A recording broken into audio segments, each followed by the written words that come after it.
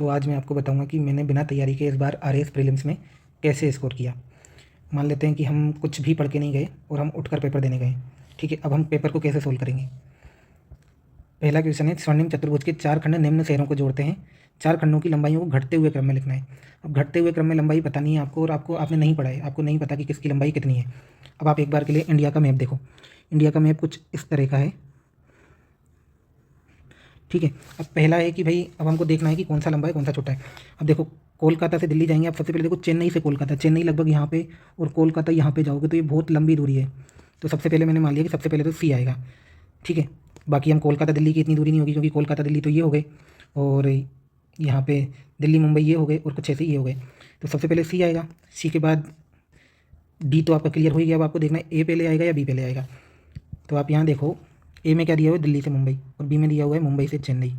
तो दिल्ली से मुंबई आप कभी गए हो या फिर राजस्थान के रहने वाले हो तो आपको पता है कि जब आप दिल्ली से मुंबई जाओगे तो कम से कम आपको 5 स्टेट से गुजरना होगा।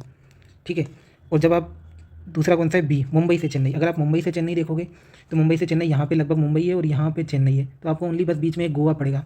तो ऑब्वियस सी बात है कि दिल्ली मुंबई ज़्यादा दूर होगा और सबसे कम होगा मुंबई से चेन्नई, क्योंकि आपको एक ही स्टेट क्रॉस करना पड़ेगा। तो सबसे बड़ा कौन सा आ गया, सी, और सबसे छोटा दिल्ली ये मुंबई से चेन्नई, क्योंकि आपको एक गोवा ही क्रॉस करना है। तो पहले का आंसर हो गया एक।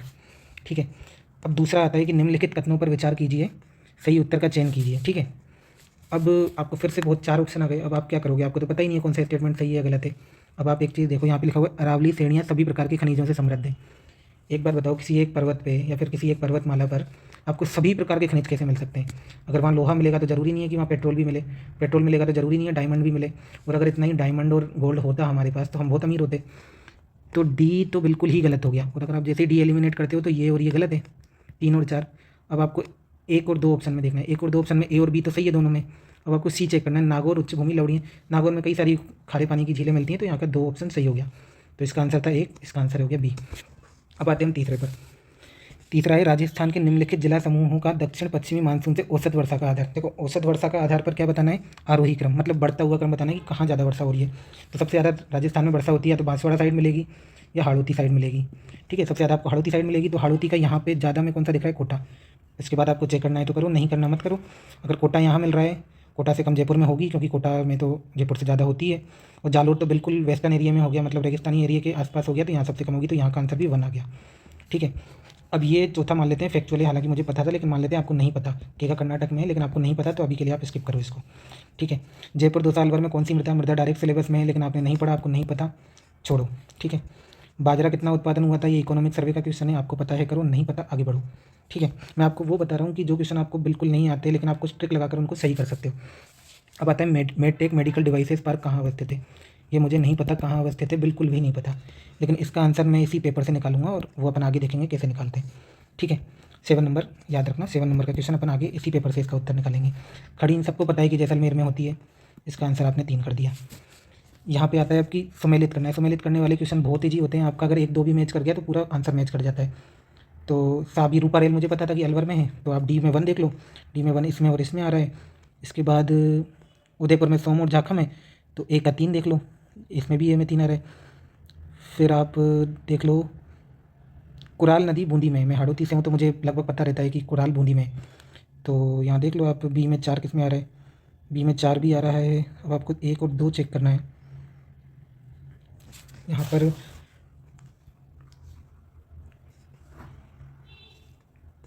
उदयपुर में आपने क्या मान लिया, अलवर में ये आ गई, मतलब डी में तो 1 आएगा, तो इन दोनों में से आंसर होगा। अब इन दोनों में ये सेम है, ये सेम है, सी देखना है आपको। भरतपुर में बहती है गंभीरी और पार्वती, तो ये आपको बी वाला देखना है। बूंदी में कुराल बहती है, तो बूंदी बी के 4 हो जाएगा, तो इसका आंसर 4 आ जाएगा।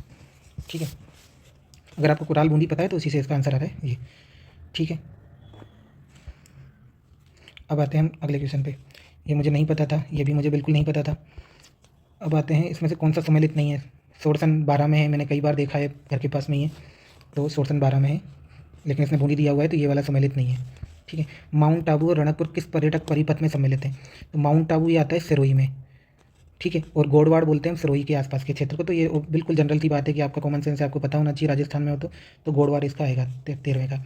अब देखो ये क्वेश्चन, किसी राजनीतिक दल की राष्ट्रीय कार्यकारिणी ने संविधान सभा को भंग कर उसका पुनर्निर्वाचन व्यस्क मताधिकार के आधार पर करने को कहा था। देखो, बहुत इंटेलेक्चुअल वाली बात है कि भाई संविधान सभा को भंग करके आप पुनर्निर्वाचन करोगे व्यस्त मताधिकार के आधार पर, उस समय ये बात कर रहे हैं। तो ये तो बिल्कुल ऑर्थोडॉक्स हैं, हिंदू महासभा और मुस्लिम लीग। तो मुझे पता था कि इन दोनों में से तो नहीं होगा। अब इन दोनों में से होना था, समाजवादी दल में से या स्वराज दल में से। और सिविल सर्विस की खास बात है, जब आपको दो ऑप्शन में डाउट है तो आपको लगाना है, आँख बंद करके लगाना है उन दोनों में से एक में, लेकिन लगाना ज़रूर है। तो यहाँ पे समाजवादी दल और स्वराज दल, तो यहाँ पे सोशलिस्ट इसका आंसर है, और दो में आपको रिस्क लेना होगा। हालांकि मैंने स्वराज पार्टी लगाया था जो गलत हो गया। ठीक है, आगे आता है राजस्थान में कुल साक्षरता दर का घटते हुए क्रम में। देखो जो राजस्थान का नहीं है ना वो भी इस क्वेश्चन को कर देगा सबसे ज़्यादा, क्योंकि पूरे इंडिया को पता है कि शिक्षा नगरी कौन सी है, कोटा। तो सबसे ज़्यादा साक्षरता कोटा की। ठीक है, कोटा के बाद सबसे ज़्यादा लोग राजस्थान में कहाँ पढ़ने जाते हैं, कहाँ पढ़ते हैं, बहुत ज़्यादा कैपिटल डेवलप है तो वो जयपुर की। तो कोटा और जयपुर, इसका आंसर 2 आ गया। अभी तक हमें कुछ ऐसा नहीं है कि हमें बहुत कुछ याद है या फिर हमें बहुत सारा आना चाहिए तभी हम क्वेश्चन को कर रहे हैं, आराम से कॉमन सेंस लगाते हुए आंसर कर रहे हैं। 16 क्वेश्चन है, निम्नलिखित अनुच्छेदों में से कौन सा समूह प्रदत्त मौलिक अधिकार केवल भारत के नागरिकों को है। ठीक है, केवल भारत के नागरिकों को। अब देखो 15 और 16 इनमें रिजर्वेशन दिया गया है। ठीक है, अगर आपको रटा हुआ नहीं है कौन से भारत के नागरिकों के लिए, तो 15 और 16 में रिजर्वेशन दिया गया है। अब रिजर्वेशन जो हम देंगे, ऐसा तो नहीं है कि बाहर वाले अमेरिका का कोई शेड्यूल कास्ट या शेड्यूल ट्राइब आएगा या अफ्रीका की कोई शेड्यूल ट्राइब आएगी तो उन्हें देंगे। तो 15 और 16 में रिजर्वेशन, ये सिर्फ हमारे नागरिकों के लिए। तो इससे आंसर निकल के आ रहा है 15 और 16 वाला ये ऑप्शन। ठीक है, अब आता है कि भारत, आप और भी चेक कर सकते हो, जैसे जीवन जीने का अधिकार है, ये तो भाई हम सारी दुनिया को ही देंगे ना, केवल भारतीयों को थोड़ी देंगे। 21 में जीवन जीने का अधिकार है, तो इस तरह से आप कर सकते हो। अब देखो ये वाला क्वेश्चन देखो, भारत के संविधान में ये अंत्य स्थापित किया गया कि राज्य आर्थिक या अन्य निर्योग्यताओं के कारण किसी नागरिक को निःशुल्क विधिक सहायता सुनिश्चित करेगा। ठीक है, निःशुल्क विधिक सहायता। निःशुल्क विधिक सहायता की जब बात आई तो आप ये देखो कि भारत में गरीबी हटाओ का नारा किसने दिया था? नारा दिया था इंदिरा गांधी जी ने।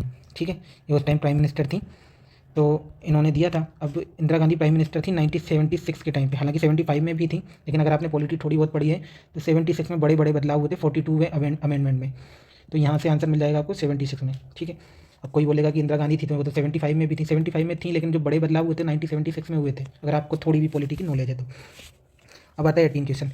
देखो 18 क्वेश्चन में मुझे ज़्यादा नॉलेज थी नहीं, लगभग मैंने ये सभी पढ़े हुए हैं, लेकिन मुझे वहाँ पे याद नहीं था। मुझे बस एक ही याद था कि हो तो होलो उनका संबंध है दल बदल से, और दल बदल है 52वें संविधान संशोधन में। तो सी में 2 आ रहा है, सी में 2 केवल एक ही ऑप्शन में आ रहा है 4 में, तो इसका 4 आंसर आ गया। अब हम चलते हैं अगले क्वेश्चन पे। देखो ये क्वेश्चन जो कई लोगों को बहुत टफ लगा, और टफ भी है, अगर आप थोड़ा सा दिमाग लगाते हैं तो इसको पढ़ सकते हैं। देखो भारत के राष्ट्रपति के चुनाव के संबंध में गलत कथन कौन सा है? अब देखो यहाँ पे ये ऑप्शन गलत देखना है। एक बार मैंने पढ़े सारे ऑप्शन, मुझे कुछ समझ में नहीं आया कि ये तो क्या है, मतलब इतनी नॉलेज में कहाँ से लेके आऊँ। फिर मैंने यहाँ पे देखा किसी राज्य की विधानसभा के प्रत्येक निर्वाचित सदस्य के उतने मत होंगे, मतलब एक एमएलए का उतना वोट होगा जितने की 100 से गुणित भागफल में जनसंख्या का भाग दें। मतलब 100 से, मतलब जनसंख्या में, जैसे राजस्थान की जनसंख्या लगभग 6 करोड़ मान लेते हैं हम। ठीक है, एमएलए लगभग 200 हैं, तो ये बोल रहा है कि हम 100 से भाग दें। अगर हम 100 से भाग देंगे 6 करोड़ में तो एक मत का मूल्य हज़ारों में आ जाएगा। तो हज़ारों में तो एक एमएलए का वोट का मूल्य नहीं हो सकता ना। तो ऑब्वियसली बात है कि नीचे 100 तो नहीं आएगा, चाहे 1000 आएगा चाहे 10,000 आएगा। तो मुझे ये वाला गलत लगा, तो यहाँ पे मैंने 4 आंसर कर दिया, तो सही हो गया। ठीक है, अगला क्वेश्चन है कि भारत के चुनाव आयोग के संबंध में सही कथन को पहचानें। सही कथन को पहचान लो या तो आप, अब मैंने इन सभी को पढ़ा, मुझे सही कथन इनमें से समझ में नहीं आया कौन सा सही है। मुझे लगभग सारे ही सही लग रहे थे या सारे ही गलत लग रहे थे, नहीं समझ आया। फिर मैंने सोचा कि मैं गलत कथनों को अगर ढूंढ लूँ किसी लॉजिक से, तो यूपीएससी अक्सर क्या करता है कि यूपीएससी जो फैक्ट्स होते हैं वो उनको सही मानता है। ठीक है, और आरपीएससी कभी भी यूपीएससी को अंधा फॉलो नहीं करता कि बिल्कुल अंधा फॉलो करेगा। तो मुझे लगा कि भाई आरपीएससी ने शायद हो सकता है फैक्ट्स पे खेला हो, कि फैक्ट्स को उसने गलत दिया हो। तो मैंने देखा यहाँ 25 जनवरी 1952 प्योर फैक्ट है, इसको एक बार के लिए गलत मान लेते हैं। बहुमत द्वारा निर्णय लेने की शक्ति के साथ बहुसदस्यीय आयोग की अवधारणा 1995, ये भी प्योर फैक्ट है। कोई भी सिविल सर्विस में नहीं चाहेगा कि आपको ईयर याद हो, आप ईयर याद करके बैठो। तो इस आधार पे या तो वो ये खेलेगा कि सारे फैक्ट सही देगा, या फिर ये देगा कि वो फैक्ट्स वाले आंसर्स गलत देगा। ठीक है, अब इसमें कोई फैक्ट नहीं है, ये एक कॉन्सेप्चुअल सी बात की गई है कि संविधान के अंतर्गत संसद और राज्य विधानमंडलों के सदस्यों की निर्वाचन पश्चात निर्योग्यता के मामले में आयोग के पास परामर्शदात्री क्षेत्राधिकार भी है, कि जो ये आयोग है ये परामर्श दे सकता है कि जो एमपी वगैरह की निर्योग्यताओं के बारे में। तो इसको एक बार के लिए छोड़ देते हैं, ये गलत है, ये गलत है। यहाँ पे फिर वही बात आ गई कि मुख्य चुनाव आयुक्त और चुनाव आयुक्त की नियुक्ति करता है और उनका कार्यकाल 5 वर्ष या 60 वर्ष की आयु जो भी पहले हो। ठीक है, तो ये तो वैसे भी गलत है कि एक तो पहली बात फैक्ट आ रहा है, और दूसरी बात है कि चुनाव आयोग है ना, वो चुनाव आयोग क्या है 5 साल में इलेक्शन होते हैं, तो लगभग उसका 6 वर्ष रहता है कार्यकाल। तो ये 5 वर्ष भी गलत हो गया, फैक्ट के अकॉर्डिंग सोचें तो भी ये गलत हो गया। तो सही कथन बताना, सही कथन निकल कर आया 3, तो हम 3 पर यहाँ खेल सकते हैं। ठीक है, अगला क्वेश्चन आता है लोकसभा के अध्यक्ष की शक्तियों के बारे में निम्न में से कौन सा कथन सही है। ठीक है, कौन सा कथन सही है, तो इसमें कुछ फैक्ट्स वगैरह नहीं दिए हुए हैं, आपको सही छांटने हैं। अब एक बार इसको पढ़ लेते हैं अगर हम कुछ कर पाएँ। लोकसभा अध्यक्ष संसद के दोनों सदनों की संयुक्त बैठक की अध्यक्षता करता है। पता नहीं है करता होगा, नहीं करता होगा। एक वित्त विधेयक को निचले सदन से उच्च सदन में भेजा जाता है तो अध्यक्ष उस पर लिखता है, ठीक है, कि वो मनी बिल है या नहीं है। ये अध्यक्ष को हटाए जाने का प्रस्ताव विचाराधीन है तो वे अध्यक्ष ना तो अध्यक्षता करेंगे और ना ही कार्रवाई करेंगे। देखो, अब इस स्टेटमेंट को अगर हम गौर से पढ़ें, हमें सही बताना है, ठीक है। ये क्या बोल रहा है कि अगर हटाए जाने का प्रस्ताव विचाराधीन है, अभी हटाया नहीं है अध्यक्ष को, और जब तक आपको हटाया नहीं है, बस प्रस्ताव पारित है, तो हो सकता है आप अध्यक्ष ना हो, लेकिन कार्रवाइयों में तो आप भाग ले सकते हो ना।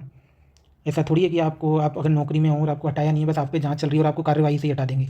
तो ये स्टेटमेंट तो बिल्कुल गलत हो गया कि वो कार्रवाइयों में भाग नहीं लेगा, तो ये गलत हो गया। हमसे पूछा सही है, तो 3 इसमें आ रहा है, 3 इसमें आ रहा है, तो ये और ये आंसर नहीं है, ठीक है। अब इन दोनों में आंसर देखना है, तो इन दोनों में आप वही बात है कि सिविल सर्विस में अगर आप 2 में कन्फ्यूज हो तो आपको 1 पर जाना पड़ेगा। मैं यहाँ 3 पर गया तो शायद मेरा सही हुआ होगा उस समय, तो इसका आंसर ही आएगा। अब अगला क्वेश्चन देखते हैं। निम्नलिखित में से कौन सा विषय है जिस पर 31 दिसंबर 2023 को वित्त मंत्रालय द्वारा अधिसूचित सिफारिश नहीं करेगा? देखो, फाइनेंस कमीशन है हमारा, ठीक है। फाइनेंस कमीशन किस बारे में सिफारिश नहीं करेगा? देखो, या तो आपको ये सारी चीज़ें पता हो, या फिर एक सिंपल सी बात है कि जलवायु प्रबंधन के वित्त पोषण की वर्तमान व्यवस्था की समीक्षा। देखो, वर्तमान व्यवस्था की समीक्षा के लिए बहुत सारे साइंटिस्ट चाहिए, बहुत सारे एनवायरनमेंट के स्पेशलिस्ट चाहिए और बहुत सारी टीम चाहिए। अगर इस काम को अगर हमने समीक्षा में शामिल कर लिया कि आप एनवायरनमेंट की भी रिव्यू करोगे यहाँ पे, तो आपको एक बहुत बड़ी मशीनरी चाहिए।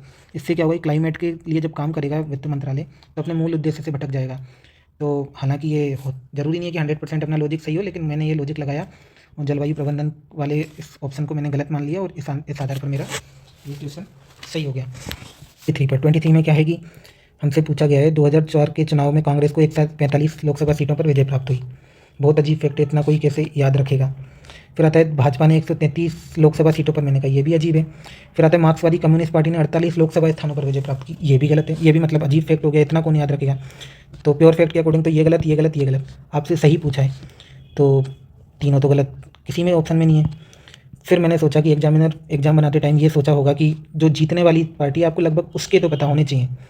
तो मार्क्सवादी के आप याद करने नहीं बैठोगे कौन सी पार्टी थी और इसने कितने वोट लिए, हारने वाली पार्टी की भी सीट याद नहीं रखोगे। एक बार को मान सकते हैं कि आपको इसके याद हो। तो बाकी दोनों बिल्कुल प्योर फैक्ट गलत। ए सही हो सकता है, तो इस आधार पे मैंने इसका ए लगा दिया। हो सकता है सही हो या फिर और कुछ भी हो सकता है। ये सिंपल क्वेश्चन था, करना चाहिए, लेकिन आपको नहीं पता, आप बिना पढ़ के गए हो, कोई बात नहीं है। हम आगे देखते हैं पेपर को कैसे करेंगे। 25 क्वेश्चन। निम्नलिखित में से किस मुख्यमंत्री ने अधिकतम बार राजस्थान में राष्ट्रपति शासन का सामना किया? सबको पता है कि भैरव सिंह शेखावत जी जो थे, सबसे पहले कांग्रेस की गवर्नमेंट थी, तो ये सबसे पहले बीजेपी मतलब नॉन कांग्रेस गवर्नमेंट लेकर आ रहे थे। तो पहली बार नॉन कांग्रेस गवर्नमेंट लेके आए, तब इनकी गवर्नमेंट गिरी। 1991 में जब बाबरी मस्जिद वाला मुद्दा था, उस टाइम भी यही थे, तो हमको इतनी जनरल नॉलेज रहती है। तो इस आधार पर सबसे ज़्यादा राष्ट्रपति शासन का सामना भैरव सिंह शेखावत जी ने किया, ठीक है। अब आता है नवंबर 2024 के अंत तक राजस्थान की मंत्रिपरिषद में कितनी महिला थी? तो जब मंत्रिपरिषद हमारा शपथ ले रहा था नवंबर के समय, या फिर वो जिस समय इलेक्शन हुए थे हमारे लास्ट टाइम, तो उस समय मैं टीवी देख रहा था और हमें इंतज़ार था कि भाई हमारे क्षेत्र के जो एमएलए हैं उनको मंत्री बनाया जाएगा। तो मैं वेट कर रहा था कब वो शपथ लेंगे, कब वो शपथ लेंगे। तो उनको तो मंत्री बनाया नहीं गया, लेकिन उस समय एक महिला थी, उनको मंत्री बनाया गया था, मुझे याद था। शायद उनका सुशीला नाम हो या फिर कुछ और हो, लेकिन एक महिला थी।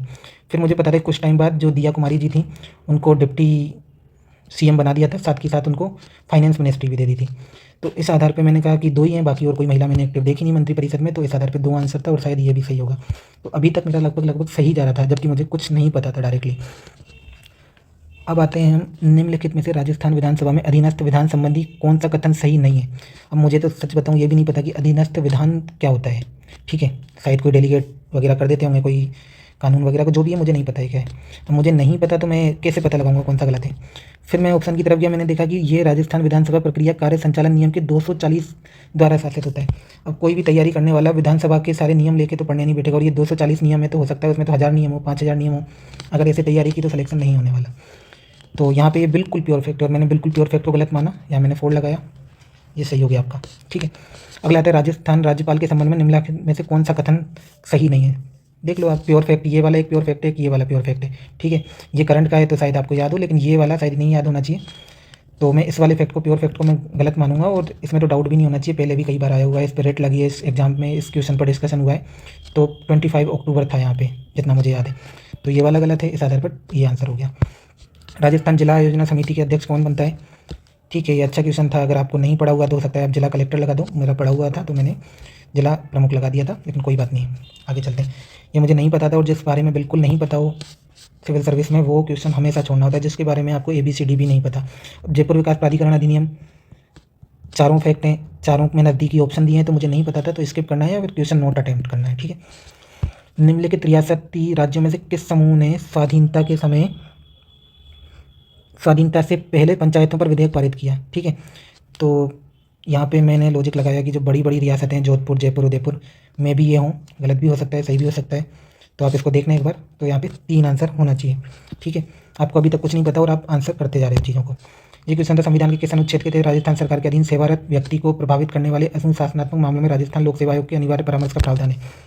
नहीं पता, लेकिन मुझे वहाँ कुछ ऐसा याद आ रहा था कि 320 में शायद काम दिए गए हैं आरपीएससी के, तो इस आधार पर मैंने लगा दिया, लेकिन आपको नहीं पता, एक बार के लिए आप स्किप कर दो, नहीं पता। ठीक है। ये क्वेश्चन है, निम्नलिखित में से किस दिनांक को प्रमिल कुमार माथुर को ने राजस्थान उच्च न्यायालय के रजिस्ट्रार जनरल का कार्यभार संभाला? अब देखो, राजस्थान हाई कोर्ट और उसके भी कोई सीजेआई मतलब मुख्य न्यायाधीश या न्यायाधीश नहीं, रजिस्ट्रार उन्होंने भी, उनका भी नाम नहीं पूछा, उनको भी किस डेट को अपॉइंट किया गया। वही बात है कि हम अब इतना याद करने नहीं बैठेंगे, और अगली बार के लिए भी आप ऐसा नहीं कि रजिस्ट्रार याद करके जा रहे हैं, कब अपॉइंट हो रहे हैं याद, ये नहीं करने देते, स्किप करना है क्वेश्चन को, क्वेश्चन नोट अटेम्प्ट पर जाना है और आगे बढ़ना है। ठीक है। अब क्वेश्चन आता है, राजस्थान लोकायुक्त और उपलोकायुक्त अधिनियम 1973 की धारा 7 के तहत लोकायुक्त को कुछ मामलों में मंत्रियों और लोक सेवकों के खिलाफ आरोपों की जांच करने का अधिकार है। निम्नलिखित में से कौन सा विषय उन जांचों का हिस्सा नहीं है? नहीं पता है क्या क्या बोल दिया, बस मुझे पता है कि राजस्थान लोकायुक्त और उपलोकायुक्त है। इसके अलावा किन किन मामलों में जांच करने का अधिकार है? मैंने एक बार पढ़ा, मेरे ज़्यादा कुछ समझ में नहीं आया, लेकिन यहाँ एक बात आई, महिलाओं का यौन उत्पीड़न, जातिगत भेदभाव और बच्चों के खिलाफ हिंसा। देखो, बच्चों के खिलाफ हिंसा आ रही है तो ये तो बहुत बहुत ऐसा क्राइम हो गया, बहुत घृणित टाइप का क्राइम हो गया, तो ये शायद पॉक्सो एक्ट देखेगा। महिलाओं का यौन उत्पीड़न हो रहा है तो ये भी लोकायुक्त या उपायुक्त नहीं देखेंगे, इसको पुलिस वगैरह देखेगी, हमारी इंटेलिजेंस एजेंसी देखेंगी, क्योंकि वो तो बिल्कुल आपराधिक करते हैं, बहुत घृणित करते हैं। तो इस आधार पर ये लोकायुक्त और उपलोकायुक्त के अंडर में ना आकर हमारी पुलिस के या फिर अन्य जो एजेंसी है उनके आता होगा। तो ये 3 आंसर है, आपको नहीं पता फिर भी आप सही करके आओगे। सामान्य वर्ग के उम्मीदवार के लिए महापौर का चुनाव लड़ने के लिए अमानत राशि कितनी थी? मैंने सोचा कि 20,000 राष्ट्रपति की होती है तो 20,000 से कम ही होती होगी, तो मैंने इस आधार पर 10,000 लगाए, लेकिन कभी कभी आपके लॉजिक गलत भी जा सकते हैं। यहाँ पे कुछ और आंसर होगा, 10,000 नहीं होगा, 20,000 नहीं, आप देख लेना जो भी आंसर हो, इसको भी स्किप करते हैं। ठीक है। और एक दो छोड़ो, अगर आप 25-30 क्वेश्चन गलत करते हो कोई फर्क नहीं पड़ता, अगर आप नंबर ऑफ अटेम्प्ट ज़्यादा करते हो। अगला क्वेश्चन है, राज्य सूचना आयुक्त की नियुक्ति राज्यपाल द्वारा एक समिति की सिफारिश पर की जाती है, निम्नलिखित में से कौन इस समिति का सदस्य नहीं होता? देखो, आपको अगर नॉर्मल भी पॉलिटी आती है तो आपको ये पता होगा कि मुख्यमंत्री और विपक्ष का नेता लगभग हर जगह होते हैं। ठीक है। अगर आप इतना पहुँचते हो तो अब कौन नहीं है, अब इन दोनों में से आपको देखना है कौन नहीं है, तो या तो आप 2 में रिस्क ले सकते हो, लेकिन इसमें भी अगर आप थोड़ा सा लॉजिक लगाओ कि सूचना आयुक्त है, कोई क्राइम व्राइम से इसका कोई ज़्यादा लेना देना नहीं है, ना ये मानव अधिकारों की बात कर रहा है, ना कोई ये जांच एजेंसी है बड़ी, ये सूचना आयुक्त है, सूचना इन्फॉर्मेशन से रिलेटेड। तो यहाँ मुख्य न्यायाधीश का कोई ज़्यादा बड़ा काम नहीं है, तो ये मुख्य न्यायाधीश नहीं होगा। या तो आप इन दोनों में से रिस्क ले लो और आप थोड़ा और लॉजिक लगाओ तो आप यहाँ तक पहुँच जाओगे कि मुख्य न्यायाधीश इसमें नहीं होता, chief justice of high court नहीं होता इसमें। ठीक है। अगला क्वेश्चन है, राजस्थान राज्य मानव अधिकार आयोग के निम्नलिखित अध्यक्षों में से किन्होंने 5 वर्ष की पदावधि पूरी की? देखो, नहीं पता इनमें से किसने 5 वर्ष की या किसने नहीं की, लेकिन आपको एक चीज़ पता होगी, अगर आपने कभी थोड़ा बहुत भी देखा है, कि एन के जैन जो है, इनका कार्यकाल सबसे अधिक था। अगर इनका कार्यकाल सबसे अधिक था तो इससे और इससे ज़्यादा था, तो इसने 5 वर्ष तो किए ही होंगे ना, अगर कार्यकाल ही सबसे ज़्यादा है, तो इस आधार पर इसका आंसर था एन के जैन। ठीक है। अगला क्वेश्चन है, सिटीजन चार्टर का उद्देश्य नहीं है। सिटीजन चार्टर मैंने कभी पूरा नहीं पढ़ा, सिटीजन चार्टर को अंदर से नहीं पढ़ा कि उसमें कौन कौन से उद्देश्य होते हैं, कौन कौन से नहीं होते, तो मुझे नहीं पता। ठीक है। काफ़ी हो सकता है बहुत बड़ा, तो मुझे कुछ ज़्यादा समझ नहीं आया। ठीक है। लेकिन यहाँ पर एक बात लिखा हुआ है, जनता की मांगों की प्रभावी सुनवाई तंत्र सृजित करना, effective hearing system of public demand. ठीक है। अब हियरिंग का मेनली काम होता है कोर्ट्स का। ठीक है। तो आप या तो ये सोच सकते हो कि ये गवर्नमेंट्स का ज़्यादा लेना देना नहीं है, तो सिटीजन चार्टर का पार्ट ना होकर जुडिशरी का लेना देना है, तो इस आधार पर उद्देश्य नहीं है पे जा सकते हो। या फिर जो मैंने वहाँ पे सोचा, मैंने सोचा कि राजस्थान में 2 एक्ट आए थे, सिटीजन चार्टर के लिए आया था शायद 11 में, और प्रभावी सुनवाई के लिए आया था 12 में। अगर सिटीजन चार्टर का पार्ट ही होता प्रभावी सुनवाई, तो फिर अलग से एक्ट क्यों आता, वो तो 2011 में ही हो जाता ना। तो इस आधार पर मैंने मान लिया कि ये इसका मेन एम नहीं है, मेन ऑब्जेक्टिव नहीं है इसका ये सुनवाई तंत्र, तो इस आधार पर मैंने लगा दिया ये वाला आंसर। ठीक है। अब आता है, निम्नलिखित में से किस वर्ष में भारत की सकल राष्ट्रीय आय एवं शुद्ध राष्ट्रीय आय में वार्षिक वृद्धि की दर प्रचलित व स्थिर दोनों कीमतों पर ऋणात्मक रही? ये पूछा है कि जो भारत की जो नेशनल इनकम है ना, वो कब नेगेटिव रही? आप बताओ, सबसे ज़्यादा नेगेटिव कब रही थी हमारे यहाँ? जब सारे मार्केट बनते, सारे मार्केट कब बनते? कोविड के टाइम पर। कोविड कब आया था? 2020 से 21 में उसकी फर्स्ट लेयर आई थी, तो इस वाले फाइनेंशियल ईयर में आई थी। तो ये आपको नहीं पता, आप नहीं रट के गए, आपने किसी किताब में नहीं पढ़ा, आप थोड़ा सा सोचोगे आपको पता चल जाएगा, इसका आंसर ये है। ठीक है। जीएसटी के इनपुट कर जमा तंत्र। ठीक है। अब इनपुट कर जमा तंत्र है, लाभ के संबंध में कौन सा कथन सही है? दोहरे कोरारोपण को रोकता है, उत्पादन पर कर से बचाता है, स्टार्टअप कर से बचाता है, नए उत्पादों को रिकॉर्ड रखने की जरूरत नहीं होती। देखो, ये वाली बात तो बिल्कुल ही गलत है कि नए उत्पादों को रिकॉर्ड रखने की जरूरत नहीं, ये कौन सी बात हो गई? रिकॉर्ड तो हर आदमी को रखना है, कहाँ लेन देन कर रहे हो, वरना तो नए उत्पादों के नाम पे ब्लैक मनी आ जाएगा खूब सारा, तो ये तो नहीं हो सकता है इसका आंसर। स्टार्टअप को कर राहत प्रदान करना, ठीक है। तो स्टार्टअप को जीएसटी का काम नहीं है, वो गवर्नमेंट्स का काम है या फिर बजट का काम है, तो ये भी जीएसटी काउंसिल का काम नहीं है, ठीक है। अब हो सकता है ये उत्पादन पर कर से बचाता है या दोहरे करारोपण पे, तो इन दोनों में से कोई एक हो सकता है, लेकिन ये डबल टैक्सेशन, क्योंकि जीएसटी का मेन उद्देश्य ही यही था कि डबल टैक्सेशन को रोकना, तो इस आधार पर दोहरे करारोपण को रोकना इसका एक आंसर हो सकता है, ठीक है। तो ये यहाँ पे आप इस पर बढ़ो, क्योंकि आपको पेपर ऐसे ही सोल्व करना है। अगला क्वेश्चन आता है, राजस्थान के राज निवेश पोर्टल के संबंध में निम्नलिखित कथनों में से कौन सा गलत है। मुझे नहीं पता कौन सा गलत है कौन सा सही है। अगर मैं देखूँ तो यहाँ पे प्योर फैक्ट आ रहा है। मैं और ऑप्शन को पढ़ता हूँ। यहाँ पे क्या लिखा है, ये बड़े निवेश प्रस्तावों को अधिक प्रभावी ढंग से सुविधाजनक बनाने और एक छत के नीचे उनके लिए अपेक्षित अनुमोदन मंजूरी में तेजी लाने के लिए सीधे मुख्यमंत्री के अधीन सुविधा है। अब एक बात बताओ कि आपको कोई निवेश करना है और आप सीधे मुख्यमंत्री के पास जाओगे, ये कैसे पॉसिबल है। आपको निवेश करना है, आपको 100 करोड़ का निवेश करना है, आप किसी अथॉरिटी के पास ना जाके सीधे मुख्यमंत्री के पास जा रहे हो, तो ये फैक्ट मुझे थोड़ा गलत लगा। तो इस आधार पे आप यहाँ पे 2 आंसर कर सकते हो कि ये आंसर गलत है इसका, ठीक है। गलती छांटना था तो आप 2 पे जाओ। भारत के संदर्भ में मुद्रास्फीति के निम्न में से कौन से कथन सही है। ये कॉन्सेप्चुअल क्वेश्चन है, इकोनॉमिक्स का मुझे आती थी, मेरे कॉन्सेप्ट क्लियर है वहाँ, लेकिन आपको नहीं आती कोई बात नहीं, आप स्किप करो और आगे बढ़ो, ठीक है। और एक बार देख लेते हैं इसमें भी कोई लॉजिक लग रहा हो। इसमें आप ये देख सकते हो कि हेडलाइन मुद्रास्फीति में खाद्य स्फीति बाहर रहती है। देखो हेडलाइन जो मेन है, अब आप हेडलाइन में अगर फूड इन्फ्लेशन को, क्योंकि फूड इन्फ्लेशन ही तो मैंने प्याज और टमाटर की कीमतें ही तो सबसे ज़्यादा मार्केट में जिनकी बात चलती है, तो हेडलाइन से हम इसको बाहर तो नहीं रख सकते। तो ये वाला ऑप्शन तो गलत हो गया, सही पूछा है तो बी और बी ये गलत हो गए। अब आप इन दोनों में से एक में जाते हैं, इसका आंसर सी है। तो और आप ऐसे भी सोच सकते हो कि देखो अगर फूड इन्फ्लेशन हेडलाइन में है तो ऑब्वियस सी बात है कि वो कोर इन्फ्लेशन में नहीं होगा। कोर इन्फ्लेशन में तो फिर ये ऑप्शन भी गलत हो गया, तो इस आधार पे सी। और फिर भी आप इतना नहीं सोच सकते वहाँ पे, मुझे पता है कि वहाँ पे सोचना इतना आसान नहीं होता, तो आप इसको स्किप करो, आगे बढ़ो, ठीक है। इसमें कि कृषि फसलें 2021-22 में प्रथम स्थान पर रहे, मतलब ये पूछा है कि यहाँ के अनाज हैं और यहाँ कौन से प्रथम स्थान पर है। राजस्थान इकोनॉमिक सर्वे का क्वेश्चन है, तो आपको अगर 1-2 भी पता है कि दलहन कहाँ ज़्यादा होती है, पोषक अनाज कहाँ ज़्यादा होते हैं, तो उस आधार पे आप देख सकते हो। मुझे ओनली एक पता था कि पोषक अनाज कहाँ ज़्यादा होते हैं, कर्नाटक में, तो शायद इससे आंसर निकल आया था। ए का आंसर एक का आंसर 2 केवल 3 में ही आ रहा है, तो पोषक अनाज कर्नाटक में ही ज़्यादा आते हैं, तो इसका आंसर 3 में लगा कर आया था, मैं भी सही होगा। भारत में राष्ट्रीय खाद्य सुरक्षा अधिनियम के संबंध में निम्नलिखित कथनों पर विचार कीजिए, ठीक है। अब कथन हम वहाँ पर एग्जाम में पढ़े, 5 जुलाई 2013 को अधिनियमित किया गया, नहीं पता, कोई याद करने नहीं बैठ रहा है वहाँ पे डेट, ठीक है। वर्तमान में लगभग 50 करोड़ व्यक्ति राष्ट्रीय खाद्य सुरक्षा अधिनियम के अंतर्गत आते हैं, पता नहीं आते भी होंगे नहीं भी आते होंगे। यह अधिनियम कानूनी रूप से 75% ग्रामीण आबादी और 50% शहरी आबादी, देखो यहाँ बोल रहा है लगभग 50 करोड़ आते हैं, दूसरी तरफ बोल रहा है 75% ग्रामीण और 50% शहरी, मतलब इधर बोल रहा है कि लगभग 75% ग्रामीण और 50% शहरी, लगभग हो गए 90 करोड़, क्योंकि हमारी टोटल जनसंख्या है 130 करोड़ के आसपास, ठीक है। लगभग 90 करोड़ तो तीसरे में बोल रहा है और लगभग 50 करोड़, तो ये दोनों ऑप्शन तो एक साथ सही हो ही नहीं सकते। तो जहाँ भी बी और सी एक साथ सही हो रहे हो, सबसे पहले तो उनको हटाओ। बी और सी दोनों में एक साथ सही है, ये नहीं है आंसर। बी और सी इनमें से ये नहीं है आंसर। अब इन दोनों में से आप एक पे जा सकते हो, तो ए और सी आंसर है इसका, ठीक है। तो शायद मैंने गलत किया था, लेकिन ए और सी इसका आंसर है, तो आप इन दोनों में से आपको रिस्क तो लेनी है, 2 में से 1 में, तो ए और सी इसका आंसर है, ठीक है। फिर नेक्स्ट क्वेश्चन, विश्व खुशहाली रिपोर्ट 2024 के संदर्भ में निम्नलिखित कथनों पर विचार कीजिए। भारत का स्थान 140 से अधिक देशों में 126 है। इसके पड़ोसी देश चीन, नेपाल, पाकिस्तान, म्यांमार, श्रीलंका और बांग्लादेश से भी निम्न है। बात हो रही है हैप्पीनेस की और खुशहाली की। अब या तो आप ये सोच लो कि प्योर फैक्ट गलत होगा, और अगर ये नहीं सोचे तो आप ऐसे सोचो कि श्रीलंका में लास्ट टाइम इकोनॉमिक क्राइसिस आए थे, ठीक है। अब श्रीलंका से भी भारत पिछड़ा हो खुशहाली के मामले में, बांग्लादेश में पॉलिटिकल क्राइसिस चल ही रहे हैं, पाकिस्तान की हालत वैसे ही ख़राब रहती है, तो इनसे हम पीछे हों निम्न, ये इम्पॉसिबल सी बात है। तो इस आधार पर ये ऑप्शन तो गलत हो गया। अब ये केवल एक सही नहीं है और ए और बी दोनों भी सही नहीं है, क्योंकि ये तो सही नहीं है। अब आपको इन दोनों में डाउट है, या तो आप एक पे जाओ, लेकिन आप बी को पढ़ो, ठीक है। पिछले कुछ वर्षों में भारत के स्थान में कुछ विशेष परिवर्तन नहीं होता है, ये बताता है कि जनसंख्या के कल्याण और खुशी में सुधार के लिए सीमित प्रगति हुई है, तो ये सही है। पढ़ने में थोड़ा सा गलत लग रहा है, लेकिन ये सही है। तो आप इन दोनों में से एक पे जाओगे तो ये बी आपका सही होगा, ठीक है। तो इस आधार पर बी आंसर लगा दो, ठीक। कार्मिकों की जनसंख्या के अनुपात को परिभाषित कीजिए, वही बात की इकोनॉमिक्स का कॉन्सेप्चुअल क्वेश्चन है, तो मुझे ज़्यादा कुछ पता था नहीं, लेकिन मुझे यहाँ पे कुछ चीज़ें दिख रही थी। कार्मिकों का जनसंख्या के अनुपात में परिभाषित कीजिए, ठीक है। तो कार्यशील आयु की जनसंख्या का प्रतिशत नियोजित जनसंख्या, तो यहाँ पे वहाँ पे मैंने बहुत देर में कुछ ना कुछ लॉजिक लगा के ये निकाला था इसका आंसर।